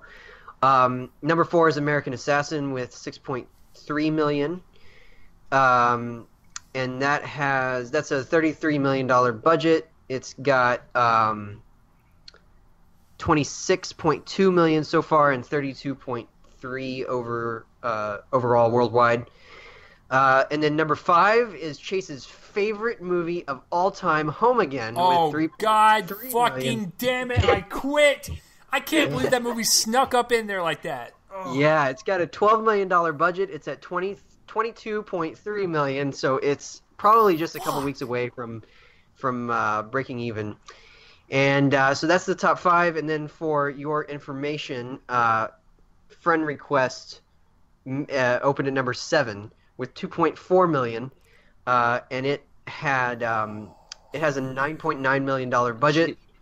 So Chase is just freaking out. Right now. Even and for then a because shit horror movie, man, like, and then because Chase predicted it, I'm gonna say that Mother got was number 6. It dropped from 3 to 6, and it has 3.3 million for a total of 13 million at a $30 million budget. Is not doing well. Worldwide, it hasn't even made that back. It's at 25.9 or something.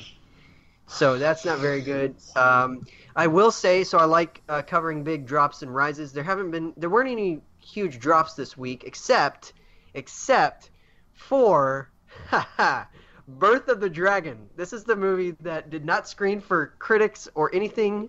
It basically didn't even play on Thursday nights, and it opened. Let me see.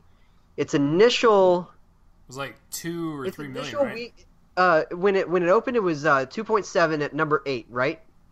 So it has now been out for 5 weeks, and it's at number 46. It dropped 87.8%. Wow. Yeah, and it only made $15,000 this week Oh, dude. for a total of $6 million. So that's Blumhouse Tilt. Yep, that's very his sad. his side company. Yeah, that's very sad for them. That's sort of an incarnate situation. Yep. And then the big rise, huge, and I can't wait to see this whenever it comes out on DVD because it's probably I'm not going to see it in theaters, but it's Brad's Status, which had opened in 4 theaters last weekend, added 449 theaters to that run, and rose 1,013% to make 1 million this week. That's a total of 1.1, so that's pretty good. Annapurna's probably patting themselves on the back. That's good for a movie like this. You know, it doesn't have a listed budget, but it's probably an independent movie levels, of a budget. So Anyway, good for them. Absolutely. I can't wait to see it. It's got a great cast, great premise. People that I trust have liked it a lot, so I'm excited to see that at some point. And then, of course, I'm just going to throw this in there because we all want to know that Leap is... I'm just kidding. I'm not going to talk about that. There is one interesting thing, though. So Victoria and Abdul, like I said, opened at number 25. And it's about the Queen Victoria's kind of dealings with India when she's the Empress of India. There's another movie, and I saw it, called Viceroy's House, that's essentially about the same thing.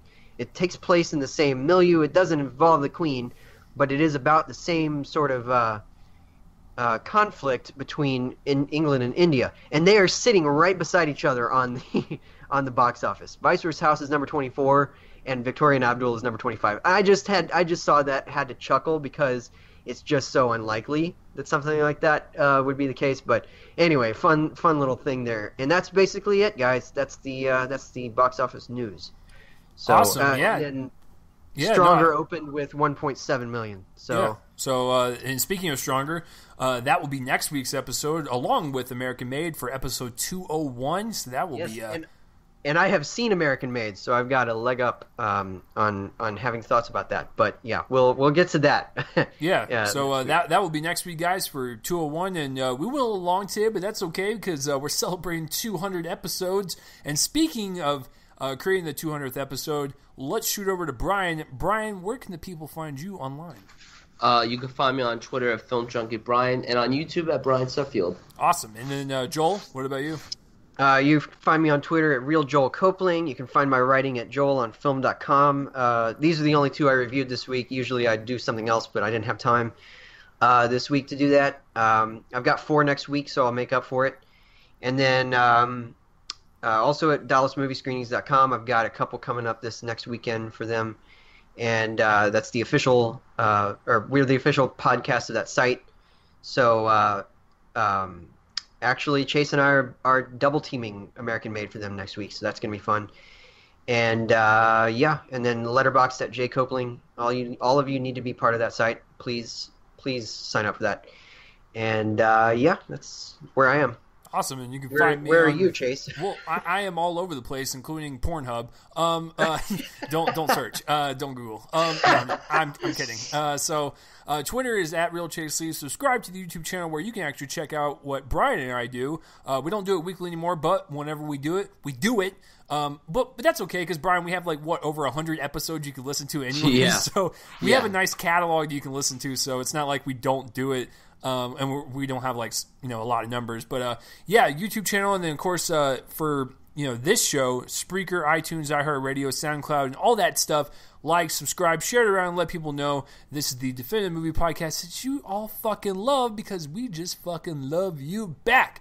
Thank you for joining us on the 200th episode of Real Men Colon Movie Podcast. I want to thank everyone who has ever joined on this show, whether you are a guest, a co-host, just know that you guys are awesome, and I appreciate you guys listening to this show every single week, and so does Joel over there. I appreciate Chase for giving me the opportunity to join this show. It's been so much fun. Yeah, no, I appreciate you coming on, and I really liked this episode, even when I wasn't speaking, because Joel has a good audio quality now. So, next week, episode 201, American Made and Stronger. We will see you guys next week. And speaking of seeing you guys next week, let's play out the outro music done by my friends band Fervent Roze. And guess what, guys? Everything's in the description below. Peace out, everyone. Let's play it out.